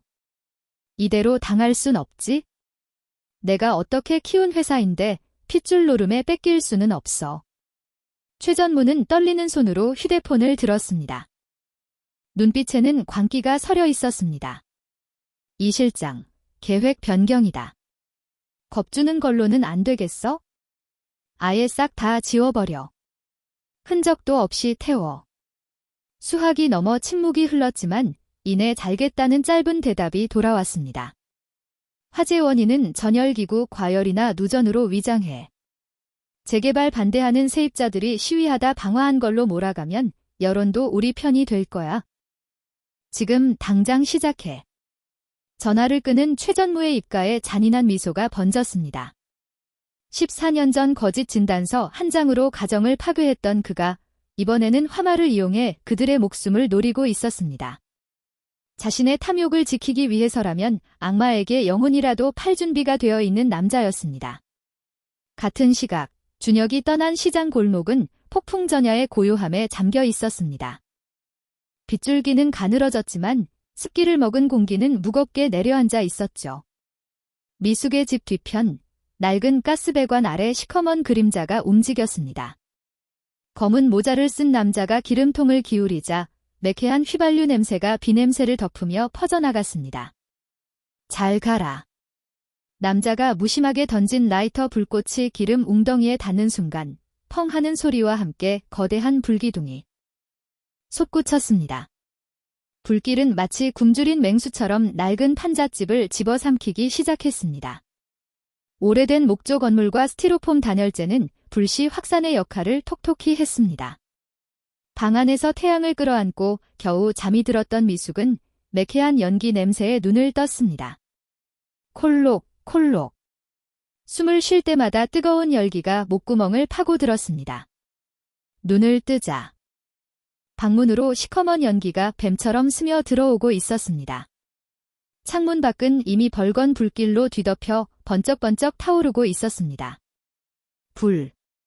불이다. 태양아. 일어나. 태양아. 미숙은 사색이 되어 자고 있는 태양을 흔들어 깨웠습니다. 태양이 비몽사몽간에 눈을 떴을 때는 이미 천장에서 불붙은 합판 조각들이 비처럼 쏟아지고 있었습니다. 엄마, 이게 뭐야? 설명할 시간이 없어. 빨리 나가야 해. 미숙은 젖은 수건으로 태양의 코와 입을 막고 현관으로 끌고 갔습니다. 열기에 달궈진 문손잡이는 살이 익을 만큼 뜨거웠지만 고통을 느낄 수도 없었습니다. 가까스로 철문을 열고 밖으로 나오자 지옥도가 펼쳐져 있었습니다. 골목 양옆이 불길에 휩싸여 회오리를 치고 있었습니다. 이쪽이야. 엎드려서 기어. 미숙은 태양의 손을 꼭 잡고 불길이 덜한 쪽으로 몸을 날렸습니다. 14년을 버텨온 삶의 터전이자 태양과의 추억이 깃든 집이 눈앞에서 잿더미로 변해가고 있었지만 슬퍼할 겨를조차 없었습니다. 오직 아들을 살려야 한다는 어미의 본능만이 그녀를 움직이게 했습니다. 가까스로 골목 입구까지 기어나왔을 때였습니다. 숨을 몰아쉬던 태양이 갑자기 무언가 생각난 듯 멈칫했습니다. 아이의 얼굴이 하얗게 질렸습니다. 엄마, 내 통장. 뭐? 지금 그게 중요해. 빨리 와. 안 돼. 그거 엄마 가게 차려주려고 모은 거야? 14년 동안 모은 거라고. 태양의 눈에 눈물이 고였습니다. 초등학교 1학년 때부터 전단지 알바를 하고 빈병을 주워 팔아모은 돈이었습니다. 냄새 나는 생선 가게 말고 번듯한 가게 하나 차려주는 게 평생의 소원이었던 효자 아들이었습니다. 그 통장이 지금 불타는 방 안의 침대 밑에 있었습니다. 태양아, 안 돼. 가지 마. 미숙이 소리쳤지만 태양은 이미 미숙의 손을 뿌리치고 불길 속으로 뛰어들었습니다. 금방 가져올게. 바로 앞에 있어. 태양아. 안 돼. 제발. 미숙이 뒤따라 뛰어가려 했지만 위에서 떨어진 불타는 간판이 그녀의 앞길을 막았습니다. 뜨거운 열기에 접근조차 할 수 없었습니다. 태양의 작은 뒷모습이 시커먼 연기 속으로 사라졌습니다. 그 순간이었습니다. 쿵! 집안이 약해진 낡은 건물이 굉음을 내며 무너져 내렸습니다. 태양이 들어간 바로 그 반지하 입구 쪽 천장이 폭삭 주저앉으며 출구를 막아버렸습니다. 흩날리는 불티와 먼지 구름 사이로 태양의 비명조차 들리지 않았습니다. 태양아. 한태양. 미숙은 불타는 잔해를 맨손으로 파헤치며 절규했습니다. 손바닥이 화상으로 문드러졌지만 뜨거운 줄도 몰랐습니다. 누가 좀 도와주세요. 내 새끼가 저 안에 있어요. 제발요. 사람 살려주세요. 미숙의 처절한 비명이 밤하늘을 찢어 놓았지만 거세진 불길은 대답 대신 무자비한 열기만을 뿜어냈습니다. 골목이 좁아 소방차 진입이 어려운 상황이었습니다. 멀리서 들려오는 소방 사이렌 소리가 10년은 된 듯 아득하게 느껴졌습니다. 한편 준혁은 미숙의 집을 나온 뒤 근처 한강 둔치에 차를 세워두고 있었습니다. 흥분이 가라앉지 않아 차마 집으로 돌아갈 수 없었기 때문입니다. 그는 차 안에서 멍하니 DMB 뉴스를 틀어놓고 있었습니다. 화면 속 앵커의 다급한 목소리가 흘러나왔습니다. 속보입니다. 서울 영등포구의 한 재래시장에서 대형 화재가 발생했습니다. 현재 소방당국이 진화에 나섰으나 좁은 골목과 낡은 목조 건물들로 인해 어려움을 겪고 있습니다. 준혁의 심장이 덜컥 내려앉았습니다. 화면 하단에 뜬 자막은 중앙시장 화재, 인명피해 우려라고 적혀 있었습니다. 방금 전까지 자신이 있었던 곳, 사랑하는 아내와 아들이 잠들어 있는 바로 그곳이었습니다. 설마. 아니야. 아닐 거야. 준혁의 손이 부들부들 떨렸습니다. 화면이 현장으로 연결됐습니다. 벌건 화마가 집어삼키고 있는 익숙한 골목. 그리고 카메라가 주민을 당긴 곳에는 불타는 건물 잔해 앞에서 넋을 잃고 울부짖는 한 여자가 있었습니다. 얼굴이 검게 그을리고 머리카락이 흐트러진 채 맨발로 뛰는 여자. 미숙이었습니다. 태양아. 제발 대답 좀 해. 화면 속 미숙의 입모양이 태양을 부르고 있었습니다. 준혁의 머릿속이 하얗게 변했습니다. 이성이 마비되고 오직 공포만이 전신을 지배했습니다. 태양. 준혁은 짐승 같은 비명을 지르며 핸들을 꺾었습니다. 차가 미친 듯이 굉음을 내며 도로 위로 튀어나갔습니다. 신호등도 중앙선도 보이지 않았습니다. 오직 불타고 있는 저 화면 속. 저 지옥으로 가야 한다는 생각뿐이었습니다. 제발, 사람만 있어라. 내가 가고 있다. 아빠가 가고 있어? 준혁의 눈에서 피눈물이 흘러내렸습니다. 14년을 기다려 겨우 찾은 내 새끼가 이제 막 아빠 노릇을 해보려던 그 아이가 제 더미 속에 갇혀 있었습니다. 엑셀을 밟는 준혁의 발끝에서부터 머리끝까지 뜨거운 분노와 공포가 전율처럼 흐르고 있었습니다. 준혁의 검은 세단이 굉음을 내며 도로를 미끄러지듯 들어왔습니다. 타이어 타는 냄새와 함께 차가 멈춰 선 곳은 이미 지옥의 입구였습니다. 불기둥이 밤하늘을 집어삼킬 듯 솟구치고 있었고 매캐한 연기가 시야를 가렸습니다. 소방차들의 사이렌 소리와 사람들의 비명소리가 뒤섞여 귀막을 찢을 듯 울려 퍼졌습니다. 준혁은 차 문을 열고 뛰쳐나갔습니다. 뜨거운 열기가 얼굴을 확 덮쳤지만 그런 것은 느낄 수도 없었습니다. 안 돼요. 들어가시면 안 됩니다. 소방대원이 준혁의 앞을 가로막았습니다. 준혁은 미친 사람처럼 소방대원을 뿌리쳤습니다. 저 멀리 불타는 골목 입구에서 넋을 잃은 채 주저앉아 있는 미숙이 보였기 때문입니다. 그녀는 시커멓게 그을린 얼굴로 불길을 향해 손을 뻗으며 절규하고 있었습니다. 태양. 안 돼. 내 새끼가 저 안에 있어. 미숙의 비명이 준혁의 심장에 비수처럼 꽂혔습니다. 태양이가 저 안에 있다. 14년을 기다려 겨우 찾아낸 내 아들이 저 벌겋게 벌어진 아가리 속에 갇혀 있다.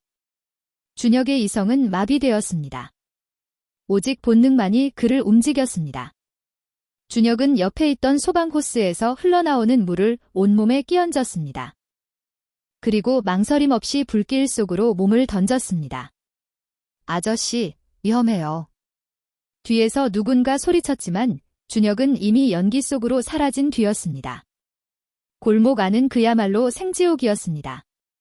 무너진 간판과 타버린 가구들이 길을 막고 있었고 사방에서 쏟아지는 불똥이 피부를 태웠습니다. 숨을 쉴 때마다 뜨거운 가루가 폐부 깊숙이 박히는 것 같았습니다. 하지만 준혁은 멈추지 않았습니다. 태양아. 한태양. 준혁은 목이 터져라 아들의 이름을 불렀습니다. 매캐한 연기에 목소리가 묻혔지만 그는 기어서라도 앞으로 나아갔습니다. 익숙한 반지하 입구가 보였습니다. 이미 천장이 반쯤 무너져 내려앉아 입구를 막고 있었습니다. 준혁은 맨손으로 불타는 나무 기둥을 들어 올렸습니다. 손바닥이 지글거리며 타 들어갔지만 고통은 느껴지지 않았습니다. 조금만 기다려. 아빠가 왔어. 준혁은 좁은 틈으로 몸을 비집고 들어갔습니다. 방 안은 열기로 가득 차 숨조차 쉬기 힘들었습니다. 희미한 불빛 아래 구석에 웅크리고 있는 작은 그림자가 보였습니다. 태양이었습니다. 아이는 연기를 너무 많이 마셔 의식을 잃은 채 쓰러져 있었습니다. 그 와중에도 손에는 꼬깃꼬깃한 통장 하나를 생명줄처럼 꼭 쥐고 있었습니다. 엄마 가게를 차려주겠다며 14년을 모은 그 통장이었습니다. 준혁의 눈에서 핏발선 눈물이 솟구쳤습니다. 그는 태양을 안아 올렸습니다. 생각보다 너무 가벼운 무게에 가슴이 미어졌습니다. 가자, 태양아. 나가자. 준혁이 태양을 안고 몸을 돌리는 순간이었습니다. 우지지. 머리 위에서 섬뜩한 타여름이 들렸습니다. 고개를 들 틈도 없었습니다. 불길에 약해진 천장의 콘크리트 더미와 철근들이 굉음을 내며 쏟아져 내렸습니다. 피할 곳은 없었습니다. 준혁은 본능적으로 태양을 바닥에 눕히고 자신의 온몸으로 아이를 덮었습니다. 마치 어미새가 날개로 새끼를 감싸듯 자신의 등을 방패로 삼았습니다. 쾅! 엄청난 충격이 준혁의 등을 강타했습니다. 윽 하는 신음조차 나오지 않았습니다. 척추가 부서지는 듯한 고통과 함께 날카로운 무언가가 오른쪽 허벅지를 뚫고 들어오는 것이 느껴졌습니다. 뜨겁고 묵직한 쇠마디 입안에 감돌았습니다. 무너진 건물의 철근이 준혁의 다리를 관통한 것입니다. 준혁은 이를 악물고 비명을 삼켰습니다. 자신이 무너지면 태양이가 다친다. 그는 떨리는 팔로 바닥을 지탱하며 공간을 만들었습니다. 등 위로 쏟아진 잔해들의 무게가 짓눌러왔지만 그는 버텼습니다. 뚝뚝. 붉은 선혈이 준혁의 허벅지에서 솟구쳐 나와 태양의 얼굴 위로 떨어졌습니다. 괜찮아. 아빠가 지켜줄게. 준혁은 흐려지는 의식을 붙잡으며 중얼거렸습니다. 품 안에 있는 태양의 심장 소리가 느껴졌습니다. 콩닥, 콩닥. 아직 살아 있었습니다. 그거면 되었습니다. 자신의 다리가 쓰러지는 고통 따위는 아이의 심장 소리에 비하면 아무것도 아니었습니다. 그때 밖에서 다급한 목소리들이 들려왔습니다. 이쪽이다. 여기 생존자가 있다. 구조대원들의 불빛이 어둠을 갈랐습니다. 잔해를 치우는 소리가 들리고 곧이어 누군가가 준혁의 어깨를 잡았습니다. 여보세요. 정신 차리세요. 준혁은 눈을 뜨려 애썼습니다. 희미한 시야 속에 소방관의 헬멧이 보였습니다. 애부터. 내 아들부터. 준혁은 마지막 힘을 짜내어 태양을 가리켰습니다. 대원들이 태양을 먼저 조심스럽게 꺼내 올렸습니다. 아이가 들것에 실려나가는 것을 보고 나서야 준혁의 긴장이 풀렸습니다. 동시에 참았던 고통이 쓰나미처럼 밀려왔습니다. 환자분, 다리가 철근에 관통당했습니다. 지금 바로 절단기로 잘라내야 합니다. 조금만 참으세요. 위위. 하는 기계음과 함께 다리에 박힌 철근이 잘려나갔습니다. 끔찍한 고통에 준혁의 몸이 활처럼 휘었습니다. 하지만 그는 비명을 지르는 대신 피 묻은 입술로 미소를 지었습니다. 살렸다. 내 목숨보다 귀한 내 새끼를 살렸다. 들것에 실려 밖으로 나오자 차가운 밤 공기가 얼굴을 때렸습니다. 구급차의 붉은 불빛이 어지럽게 돌아가고 있었고 저 멀리서 미숙이 미친 듯이 달려오는 모습이 보였습니다. 여보. 준혁 씨. 미숙이 준혁의 피투성이 손을 잡으며 오열했습니다. 14년 만에 처음으로 그녀가 불러준 이름이었습니다. 여보. 그 한마디가 마취제보다 더 포근하게 준혁을 감싸 안았습니다. 미숙아. 태양이 살았어. 내가 약속 지켰어. 준혁의 목소리가 점점 작아졌습니다. 눈꺼풀이 천근만근 무거워졌습니다. 준혁 씨, 눈 떠요. 자면 안 돼. 정신 차려요. 미숙의 절규가 멀어지고 있었습니다. 과다 출혈로 인한 쇼크가 오고 있었습니다. 준혁의 시선이 옆 들것에 누워있는 태양에게 머물렀습니다. 산소 마스크를 쓴 아이의 가슴이 규칙적으로 오르내리고 있었습니다. 다행이다. 정말 다행이다. 준혁은 태양을 향해 손을 뻗으려 했지만 힘이 들어가지 않았습니다. 손이 떨어졌습니다. 앰뷸런스 문이 닫히고 사이렌 소리가 요란하게 울리며 차가 출발했습니다. 준혁의 의식이 칠흑 같은 어둠 속으로 가라앉았습니다. 하지만 그것은 끝이 아니었습니다. 14년을 돌아 겨우 만난 핏줄이 이제 생명을 나눌 가장 극적인 순간을 향해 달려가고 있었습니다. 응급실의 공기는 차갑고 날카로운 소독약 냄새와 비릿한 피 냄새로 가득 차 있었습니다. 요란하게 올라가는 심전도 모니터의 경고음이 의료진의 다급한 고함 소리와 뒤섞여 아수라장을 방불케 했습니다. 흰색 시트 위에는 준혁이 사색이 된 얼굴로 누워 있었습니다. 오른쪽 허벅지를 관통했던 철근은 제거되었지만 그 자리에 생긴 깊은 상처에서는 붉은 선혈이 끊임없이 솟구쳐 나와 바닥을 적시고 있었습니다.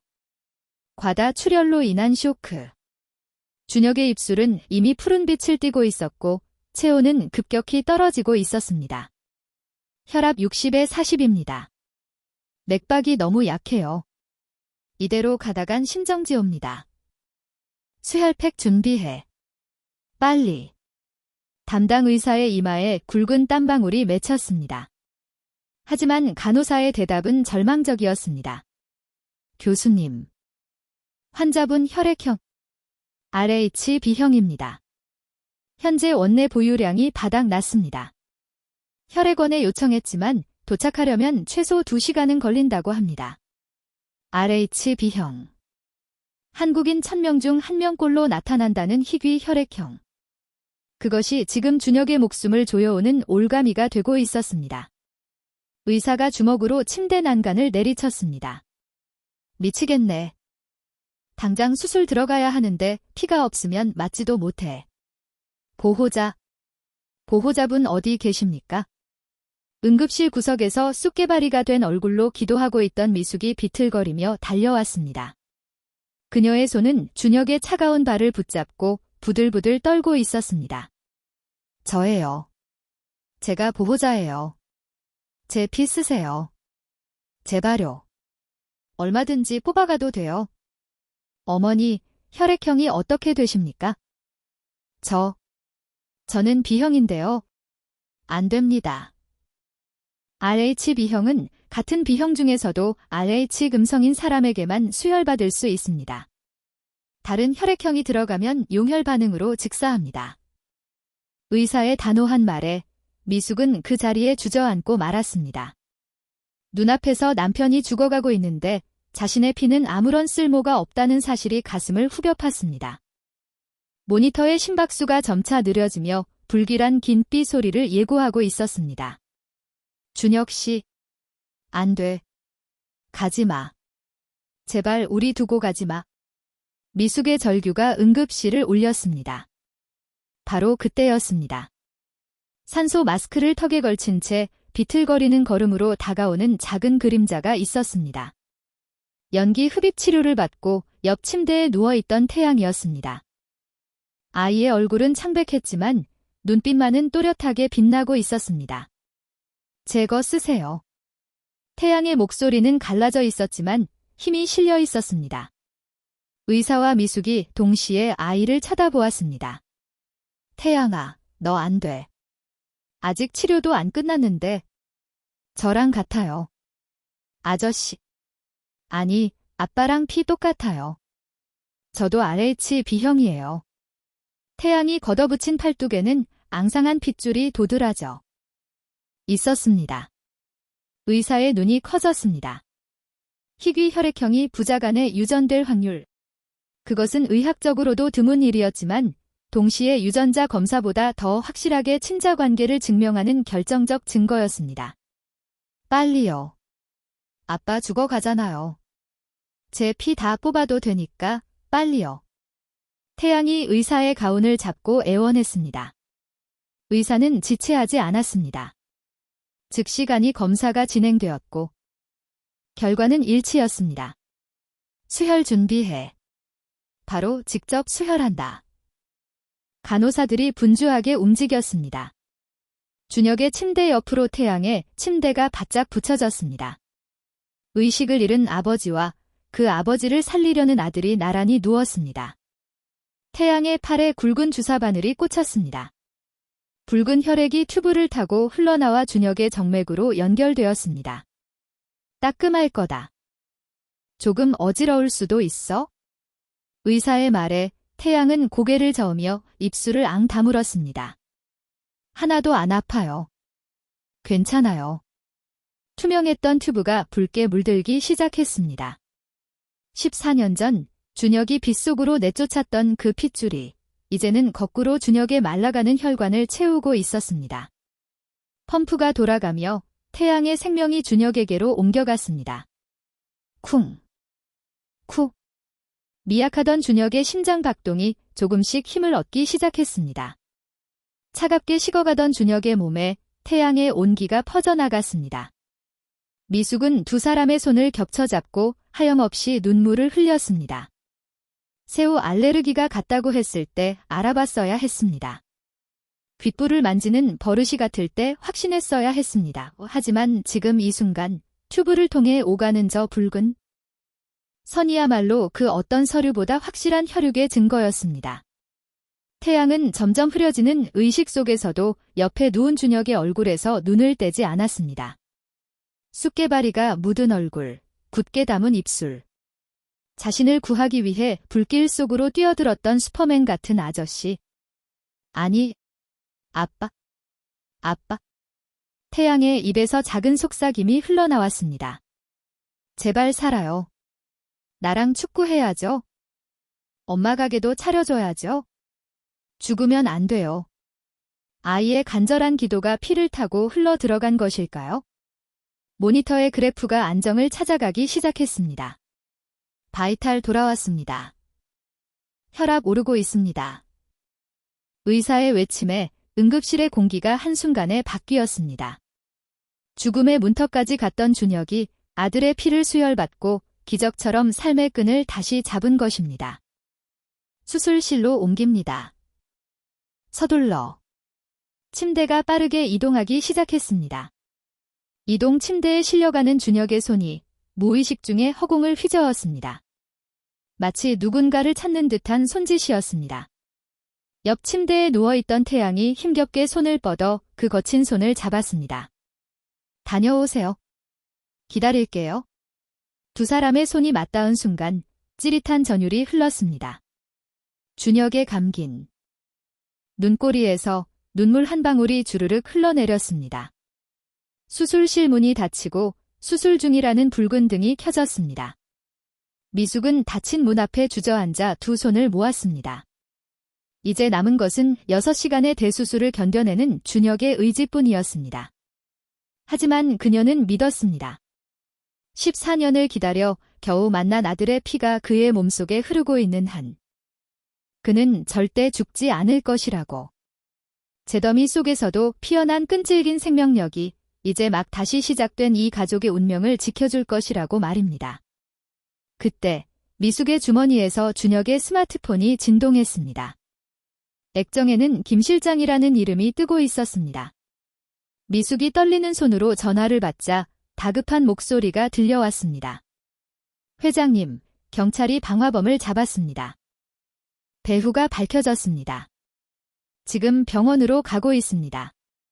수화기 너머의 목소리는 떨리고 있었습니다. 드디어 모든 악행의 꼬리가 잡힌 것입니다. 수술실의 붉은 등과 경찰차의 푸른 사이렌 불빛이 교차하는 병원의 밤, 생명을 건 사투와 진실을 향한 추격이 동시에 절정을 향해 치닫고 있었습니다. 회복실의 커튼 틈으로 아침 햇살이 비스듬히 쏟아져 들어왔습니다. 준혁은 무거운 눈꺼풀을 밀어 올렸습니다. 눈앞이 흐릿하게 번졌다가 서서히 초점이 잡히기 시작했습니다. 하얀 천장, 소독약 냄새, 그리고 규칙적으로 들려오는 기계음. 이곳이 이승인지 저승인지 분간이 가지 않았습니다. 준혁 씨. 익숙하고 그리운 목소리가 귀가에 닿았습니다. 준혁이 고개를 돌리자 침대 곁에 앉아있던 미숙이 보였습니다. 그녀의 얼굴은 며칠 사이 10년은 늙어 보였지만 눈빛만은 깊은 안도감으로 차올라 있었습니다. 준혁의 손을 꼭 잡고 있는 그녀의 손이 따뜻했습니다. 살았어. 다행이야. 정말 다행이야. 미숙의 눈에서 참았던 눈물이 뚝뚝 떨어져 준혁의 손등을 적셨습니다. 준혁은 마른 침을 삼키며 입을 열려 했지만 목소리가 갈라져 나오지 않았습니다. 대신 눈빛으로 물었습니다. 태양이는? 우리 아들은? 태양이도 괜찮아. 바로 옆 침대에 있어? 미숙이 준혁의 시선을 따라가며 말했습니다. 준혁이 힘겹게 고개를 돌리자 옆 침대에 누워있는 태양이 보였습니다. 아이는 아직 잠들어 있었지만 혈색이 돌아온 얼굴은 평온해 보였습니다. 팔에는 수혈 자국이 선명하게 남아 있었습니다. 준혁은 그제야 실감이 났습니다. 자신의 혈관 속에 흐르는 피가 태양이 나눠준 생명이라는 것을. 14년 전 자신이 버렸던 아이가 이제는 자신의 생명을 구해준 은인이 되어 곁에 누워있다는 사실이 가슴을 벅차게 만들었습니다. 그때 문이 열리고 담당 의사가 들어왔습니다. 회장님, 깨어나셨군요. 기적입니다. 아드님 피가 회장님은 살렸어요. 거부 반응도 전혀 없고 수치도 안정적입니다. 다만 의사가 잠시 말을 멈추고 준혁의 다리 쪽을 바라보았습니다. 오른쪽 다리 신경 손상이 심각해서 영구적인 장애가 남을 수 있습니다. 재활을 해도 예전처럼 걷기는 힘들 겁니다. 죄송합니다. 미숙이 입을 막으며 흐느꼈습니다. 하지만 준혁은 의외로 덤덤했습니다. 오히려 입가에 옅은 미소가 번졌습니다. 다리 하나 내주고 아들을 얻었다면 그것은 세상에서 가장 남는 장사였습니다. 괜찮습니다. 살아서 내 새끼 얼굴 다시 볼 수 있으면 된 겁니다. 준혁의 쉰 목소리에 의사도 숙연해졌습니다. 그때 태양의 침대에서 부스럭거리는 소리가 났습니다. 태양이 눈을 비비며 일어났습니다. 엄마. 아저씨. 태양이 잠긴 목소리로 불렀습니다. 준혁과 눈이 마주치자 태양의 눈동자가 흔들렸습니다. 일어났니? 몸은 좀 어때? 준혁이 묻자 태양은 대답 대신 고개를 끄덕였습니다. 그리고는 쭈그리고 앉은 채 침대에서 내려와 준혁에게 다가왔습니다. 아이는 준혁의 다리에 감긴 두꺼운 붕대와 창백한 얼굴을 번갈아 보았습니다. 아저씨가 나 구해주신 거 기억나요? 불 속에서. 그래. 기억나지. 피도. 제 피 드린 거 알아요? 알지. 내가 날 살렸어. 고맙다, 태양아. 준혁이 손을 뻗어 태양의 손을 잡았습니다. 아이의 손은 작지만 단단했습니다. 태양은 잡힌 손을 빼지 않았습니다. 대신 붉어진 눈으로 준혁을 빤히 바라보았습니다. 엄마가 그랬어요. 아저씨가 우리 아빠라고. 14년 전에 오해가 있어서 헤어졌던 거라고. 진짜예요. 태양의 목소리가 떨리고 있었습니다. 준혁은 가슴이 먹먹해져 아무 말도 할 수 없었습니다. 그저 고개를 끄덕이며 태양의 손을 더 꽉 잡았습니다. 미안하다. 내가 죄인이다. 너랑 엄마 고생만 시키고 이제 와서 아빠라고 부르라고 하기도 미안하군. 준혁의 눈에서 눈물이 주르륵 흘러내렸습니다. 태양은 한참 동안 말이 없었습니다. 방 안에는 기계음 소리만이 정적을 채웠습니다. 그럼 이제 안 도망가요? 태양의 물음에 준혁이 고개를 번쩍 들었습니다. 절대 안 가. 다시는 너희들 혼자 안 둬. 내 목숨 다 바쳐서 지킬 거야. 태양이 입술을 깨물더니 울음을 터뜨렸습니다. 그럼 아빠라고 불러도 돼요? 그 한마디가 준혁의 심장을 관통했습니다. 아빠. 14년 동안 그토록 듣고 싶었지만 감히 바랄 수 없었던 이름. 준혁은 아픈 것도 잊은 채 상체를 일으켜 태양을 와라 끌어안았습니다. 그래, 아빠다. 내가 내 아빠야. 미안하다. 아들아, 사랑한다. 아빠, 아빠. 태양이 준혁의 품에 얼굴을 묻고 목 놓아 울었습니다. 미숙도 두 사람을 끌어안고 함께 울었습니다.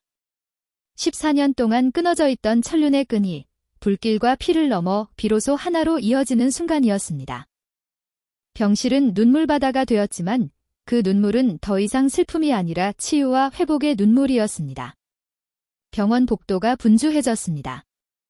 중무장한 경찰 병력 10여 명이 로비를 지나 5층 VIP 병동으로 향하고 있었습니다. 구두굽 소리가 복도를 울리며 긴장감을 고조시켰습니다. 김 실장의 안내를 받은 형사반장이 준혁의 병실 문을 열었습니다. 휠체어에 앉아 창밖을 바라보던 준혁이 천천히 고개를 돌렸습니다. 수척해진 얼굴이었지만 눈빛만은 그 어느 때보다 날카롭게 빛나고 있었습니다. 회장님, 방화 용의자가 자백했습니다. 형사반장이 묵직한 목소리로 보고했습니다. 준혁은 고개를 끄덕이며 손에 쥐고 있던 USB를 건넸습니다. 며칠 전 박 원장으로부터 받아낸 녹음 파일이 담긴 악의 뿌리를 뽑을 결정적인 증거였습니다. 이 안에 모든 게 들어있습니다.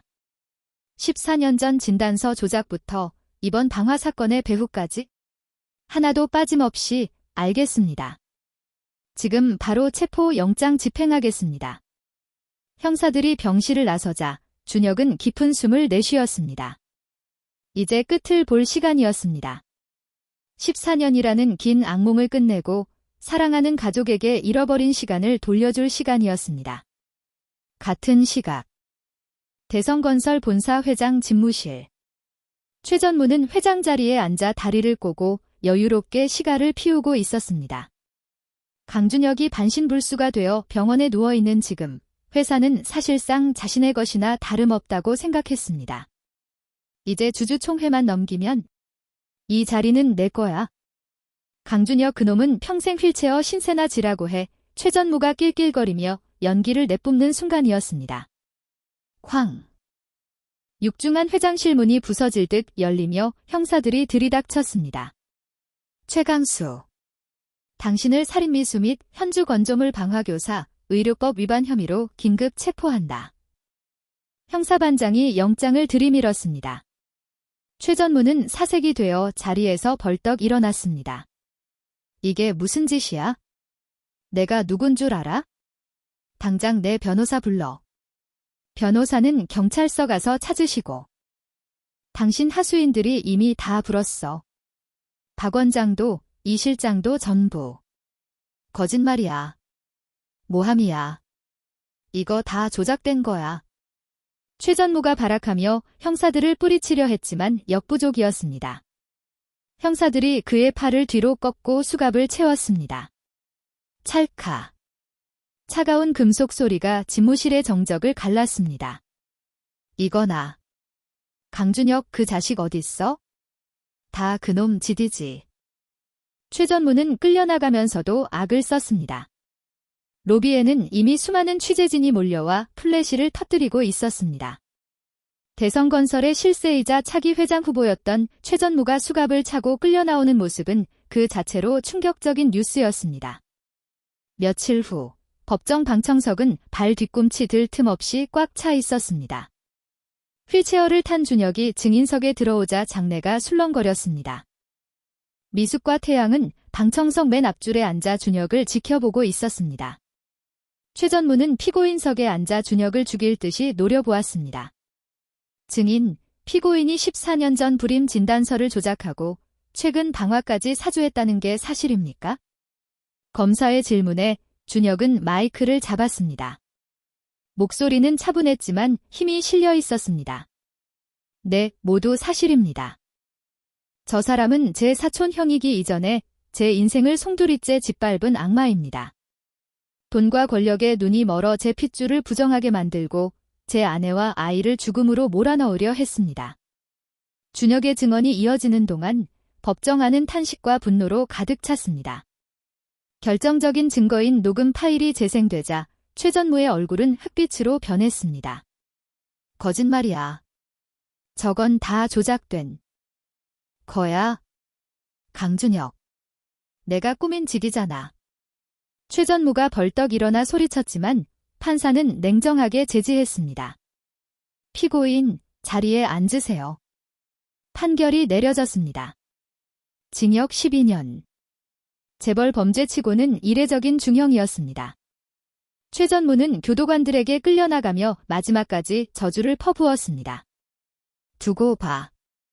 내가 나가면 가만 안 둬. 강준혁, 너랑 내 새끼 다 죽여버릴 거야. 하지만 준혁은 눈 하나 깜짝하지 않았습니다. 오히려 그를 향해 가볍게 손을 흔들어 주었습니다. 그것은 승자의 여유가 아니라 더러운 과거와의 영원한 작별 인사였습니다. 재판이 끝나고 법원 밖 쏟아지는 햇살 아래 미숙과 태양이 준혁을 기다리고 있었습니다. 태양은 휠체어에 앉은 준혁에게 달려와 안겼습니다. 아빠, 고생했어. 이제 나쁜 사람 다 잡혀간 거지? 그래. 이제 다 끝났다. 아무도 우릴 괴롭히지 못해. 준혁은 태양의 머리를 쓰다듬으며 미숙을 바라보았습니다. 그녀의 눈가에 맺힌 눈물이 햇살에 반짝였습니다. 여보, 이제 집에 가자. 미숙의 그 한마디에 준혁은 목이 메웠습니다. 14년 동안 비어있던 그 단어가 이제야 제 주인을 찾아 꽉 채워지는 느낌이었습니다. 그래. 가자. 우리 집으로. 준혁은 휠체어 바퀴를 굴리며 미소 지었습니다. 뒤에서는 수많은 카메라 플래시가 터졌지만 이제 세상의 시선 따위는 중요하지 않았습니다. 그의 곁에는 그 무엇과도 바꿀 수 없는 가족이 있었으니까요. 악은 멸망했고 사랑은 다시 피어났습니다. 잿더미 속에서 피어난 그들의 행복은 이제 그 누구도 꺾을 수 없을 만큼 단단하게 뿌리내리고 있었습니다. 석 달이 지났습니다. 병원 정원의 나뭇잎들이 붉게 물들어가고 있었습니다. 준혁은 재활치료실에서 평행봉을 잡고 서 있었습니다. 이마에는 땀이 송골송골 맺혔고 오른쪽 다리에는 여전히 두꺼운 보조기가 채워져 있었습니다. 하나, 둘, 하나, 둘. 준혁은 이를 악물고 발을 내디뎠습니다. 신경이 손상된 오른쪽 다리는 마음대로 움직여주지 않았습니다. 마치 남의 다리처럼 질질 끌려올 뿐이었습니다. 땀방울이 바닥으로 뚝뚝 떨어졌습니다. 회장님, 무리하시면 안 됩니다. 오늘은 여기까지 하시죠. 재활치료사가 만류했지만 준혁은 고개를 저었습니다. 아니야. 한 번만 더. 내 아들이 보고 있어? 유리창 너머에서 태양이 두 손을 모으고 준혁을 응원하고 있었습니다. 아이의 간절한 눈빛을 보니 주저앉을 수가 없었습니다. 준혁은 다시 한번 힘을 쥐어 발을 떼었습니다. 한 걸음, 두 걸음. 비록 엉거주춤한 자세였지만 스스로의 힘으로 걸어낸 세 걸음이었습니다. 와, 아빠 최고. 태양이 유리창을 두드리며 환호했습니다. 준혁의 입가에 은은한 미소가 번졌습니다. 걷는다는 것이, 땅을 딛고 선다는 것이 이렇게 기적 같은 일인 줄. 예전에는 미처 몰랐습니다. 퇴원하는 날, 병원 앞에는 수많은 취재진이 몰려들었습니다. 하지만 준혁은 휠체어를 거부하고 목발을 짚은 채 당당하게 정문을 나섰습니다. 절뚝거리는 걸음이었지만 그 어느 때보다 위풍당당했습니다. 미숙과 태양이 양옆에서 그를 부축했습니다. 회장님, 경영 일선에서 물러나신다는 게 사실입니까? 시장 상인들에게 전 재산의 절반을 기부하신 이유가 뭡니까? 기자들의 질문 세례가 쏟아졌지만 준혁은 묵묵부답으로 일관했습니다. 대신 카메라를 향해 환하게 웃으며 태양의 어깨를 감싸 안았습니다. 그것이 그의 대답이었습니다. 더 이상 회장 강준혁은 없었습니다. 오직 태양의 아빠, 미숙의 남편인 강준혁만이 존재할 뿐이었습니다. 그들이 도착한 곳은 화려한 펜트하우스가 아니었습니다. 화재로 잿더미가 되었던 시장 골목 그 자리에 새로 지어진 깔끔한 빌라였습니다. 준혁은 펜트하우스를 정리하고 이곳에 새 보금자리를 마련했습니다. 여보, 괜찮겠어? 당신한테는 많이 불편할 텐데. 미숙이 걱정스런 눈빛으로 물었습니다. 아니야. 여기가 좋아. 사람 냄새 나고. 무엇보다 우리 셋이 함께 할 수 있잖아. 준혁은 빌라 입구의 한결 생선가게라는 새 간판이 걸린 1층 상가를 바라보았습니다. 미숙의 오랜 꿈이었던 번듯한 가게였습니다.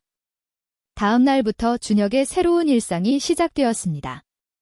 새벽 5시면 일어나 미숙과 함께 노량진 수산시장으로 향했습니다. 양복 대신 작업복을 입고 목발 대신 지팡이를 짚은 채 경매장을 누볐습니다. 처음에는 낯선 환경에 적응하기 힘들었지만 준혁 특유의 사업수와는 어디 가지 않았습니다. 어이, 김 사장. 오늘 고등어 물이 좋은데 좀 싸게 주지? 회장님. 아니, 강 사장님. 못 당하겠네? 가져가요. 가져가. 상인들과 흥정하는 준혁의 모습은 이제 영락없는 장사꾼이었습니다. 가게로 돌아와 생선을 손질하는 솜씨는 서툴렀지만 비린내 나는 앞치마를 두르고 손님을 맞는 그의 표정은 펜트하우스에 살 때보다 훨씬 행복해 보였습니다. 어느 맑은 가을 오후였습니다. 태양이 학교 축구 대항전 결승에 진출했다는 소식에 준혁과 미숙은 가게 문을 일찍 닫고 학교로 향했습니다. 운동장은 학부모들의 응원 열기로 뜨거웠습니다. 준혁은 관중석 한 구석에 자리를 잡았습니다. 주장 완장을 찬 태양이 그라운드를 누비고 있었습니다. 1대1 동점 상황, 경기 종료 직전이었습니다. 태양이 상대 수비수 셋을 제치고 골문 앞으로 질주했습니다. 그리고 결정적인 순간 준혁을 닮은 그 왼발 슛이 터졌습니다. 골. 공은 그물을 찢을 듯이 흔들렸습니다. 종료 휘슬이 울리고 태양의 팀이 우승을 차지했습니다. 태양은 트로피를 높이 치켜들고 관중석을 향해 달려왔습니다. 아빠, 나 우승했어. 태양의 외침에 준혁은 지팡이도 잊은 채 벌떡 일어났습니다. 장하다. 내 아들. 역시 강준혁 아들이야. 준혁이 두 팔을 벌리자 땀범벅이 된 태양이 안겼습니다. 아이의 심장 소리가 쿵쿵거리며 준혁의 가슴에 전해졌습니다. 살아 이듬의 증거, 행복의 고동 소리였습니다. 집으로 돌아오는 길, 노을 붉게 물든 골목길을 세 식구가 나란히 걷고 있었습니다. 준혁은 여전히 다리를 절뚝거렸지만 미숙과 태양이 그의 양쪽 팔짱을 끼고 발걸음을 맞춰 주었습니다. 아빠, 내일 아침에 나랑 달리기 연습할래요? 태양이 불쑥 물었습니다. 달리기. 아빠 다리가 이래서 뛸 수 있을까? 준혁이 씁쓸하게 웃으며 다리를 내려다 보았습니다. 하지만 태양은 고개를 저었습니다.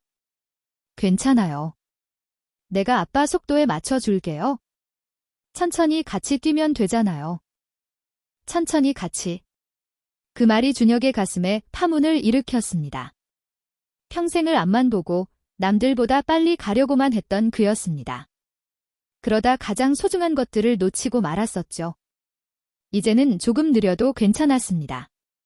사랑하는 사람들과 발맞춰 걷는 법을 배웠으니까요. 그래, 해보자. 아빠도 뛰어볼게. 준혁의 대답에 태양이 환하게 웃었습니다. 세 사람의 그림자가 길게 늘어지며 하나로 겹쳐졌습니다. 잿더미 속에서 피어난 희망은 이제 튼튼한 뿌리를 내리고 어떤 비바람에도 흔들리지 않을 거목으로 자라나고 있었습니다. 1년이라는 시간이 흘렀습니다. 상암 월드컵 경기장 보조구장은 한여름의 태양 아래 펄펄 끓어오르고 있었습니다. 푸른 잔디 위로 아지랑이가 피어오르고 관중석을 가득 메운 학부모들의 응원 소리가 귀가를 때렸습니다. 그 소음 한가운데 준혁이 서 있었습니다. 놀랍게도 그의 손에는 늘 쥐어져 있던 지팡이가 없었습니다. 오른쪽 다리에 미세한 떨림이 느껴지고 서 있는 것만으로도 욱신거리는 통증이 발목을 타고 올라왔지만 준혁은 두 다리로 꿋꿋이 땅을 딛고 서 있었습니다. 저기 봐. 한태양이다. 청소년 국가대표 상비군. 관중석 곳곳에서 웅성거리는 소리가 들렸습니다. 태양은 이제 동네 축구 천재가 아니라 대한민국이 주목하는 유망주로 성장해 있었습니다. 가슴에 태극 마크가 박힌 유니폼을 입고 그라운드를 질주하는 아들의 모습은 눈이 부실 정도로 찬란했습니다. 후반 40분, 팽팽하던 0대0의 균형이 깨지는 순간이 찾아왔습니다. 태양이 수비수 2명 사이를 바람처럼 파고들었습니다. 거친 숨소리가 관중석까지 들릴 듯했습니다. 골키퍼와 1대1로 맞선 결정적인 순간 태양은 주저하지 않고 그 전매 특허인 왼발 슛을 날렸습니다. 출렁. 골망이 묵직하게 흔들렸습니다. 골. 골입니다. 한태양 선수 결승골. 경기장이 떠나갈 듯한 함성이 터져 나왔습니다. 준혁은 자신도 모르게 두 주먹을 번쩍 치켜들었습니다. 다리의 통증 따위는 이미 잊은 지 오래였습니다. 미숙이 준혁의 팔을 감싸며 덩실덩실 춤을 추었습니다. 그녀의 눈가에 맺힌 기쁨의 눈물이 햇살을 받아 보석처럼 반짝였습니다. 그날 저녁, 빌라 2층의 식탁 위에는 고소한 고등어구이 냄새가 가득했습니다. 화려한 샹들리에 대신 소박한 식탁등이 새 식구를 비추고 있었습니다. 지글지글 끓는 된장찌개와 노릇하게 구워진 생선 한 토막. 수천억 원을 가진 회장일 때는 느껴보지 못한 따뜻하고 완벽한 저녁 식사였습니다. 아빠, 오늘 내 골 봤어요? 태양이 밥그릇을 비우며 물었습니다. 입가에 묻은 밥알이 사랑스러웠습니다. 맞지? 누구 아들인데 당연히 넣을 줄 알았다. 준혁이 태양의 입가를 닦아주며 웃었습니다. 태양은 잠시 망설이는 듯 하더니 준혁의 눈을 똑바로 바라보며 말했습니다. 아빠, 내일 아침에요? 나랑 같이 달리기 연습할래요? 준혁의 젓가락질이 멈췄습니다. 달리기. 불편한 다리로 뛰는 것은 불가능에 가까운 일이었습니다. 하지만 태양의 눈빛은 흔들림이 없었습니다. 빨리 안 뛰어도 돼요? 내가 아빠 속도에 맞춰줄게요. 그냥 같이 바람 맞으면서 뛰고 싶어요. 아들의 그 한마디가 준혁의 가슴에 잔잔한 파문을 일으켰습니다. 평생을 남들보다 앞서가기 위해 전력 질주하며 살았습니다. 그러다 소중한 것들을 모두 놓치고 넘어졌었죠. 이제는 조금 느리더라도 사랑하는 사람들과 발맞춰 걷는 법을, 아니, 함께 뛰는 법을 배울 차례였습니다. 그래, 좋다. 내일 아침에 아빠랑 뛰자. 준혁의 대답에 태양이 환하게 웃으며 식탁을 두드렸습니다.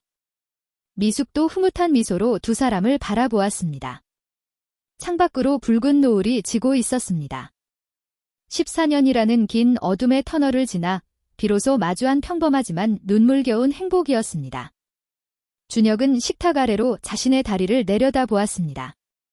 비록 상처입고 불편해진 다리였지만 이 다리로 지탱하고 있는 지금의 삶이 그 어떤 황금의 성보다 견고하고 아름답게 느껴졌습니다. 내일 아침 태양이 떠오르면 두 남자는 나란히 뛸 것입니다. 서로의 숨소리를 들으며 서로의 발걸음을 맞추며 잿더미 속에서 피어난 기적 같은 하루를 향해 달려갈 것입니다. 화마가 휩쓸고 간 잿더미 속에서도 핏줄의 사랑은 기어이 꽃을 피워냈습니다. 혹시 마음에 묻어둔 후회가 있다면 오늘 용기 내어 손 내밀어 보세요. 가족이라는 기적은 언제나 그 자리에서 당신을 기다리고 있습니다. 오늘의 이야기가 여러분의 마음을 따뜻하게 하고 의미 있는 교훈과 아름다운 것에 대한 믿음을 주었다면 주저하지 마시고 채널 구독, 좋아요, 그리고 영상 공유를 부탁드립니다. 여러분의 작은 행동 하나하나가 저희 진생비밀 이야기 채널이 앞으로 더 좋고 의미 있는 이야기를 만드는데 큰 원동력이 됩니다.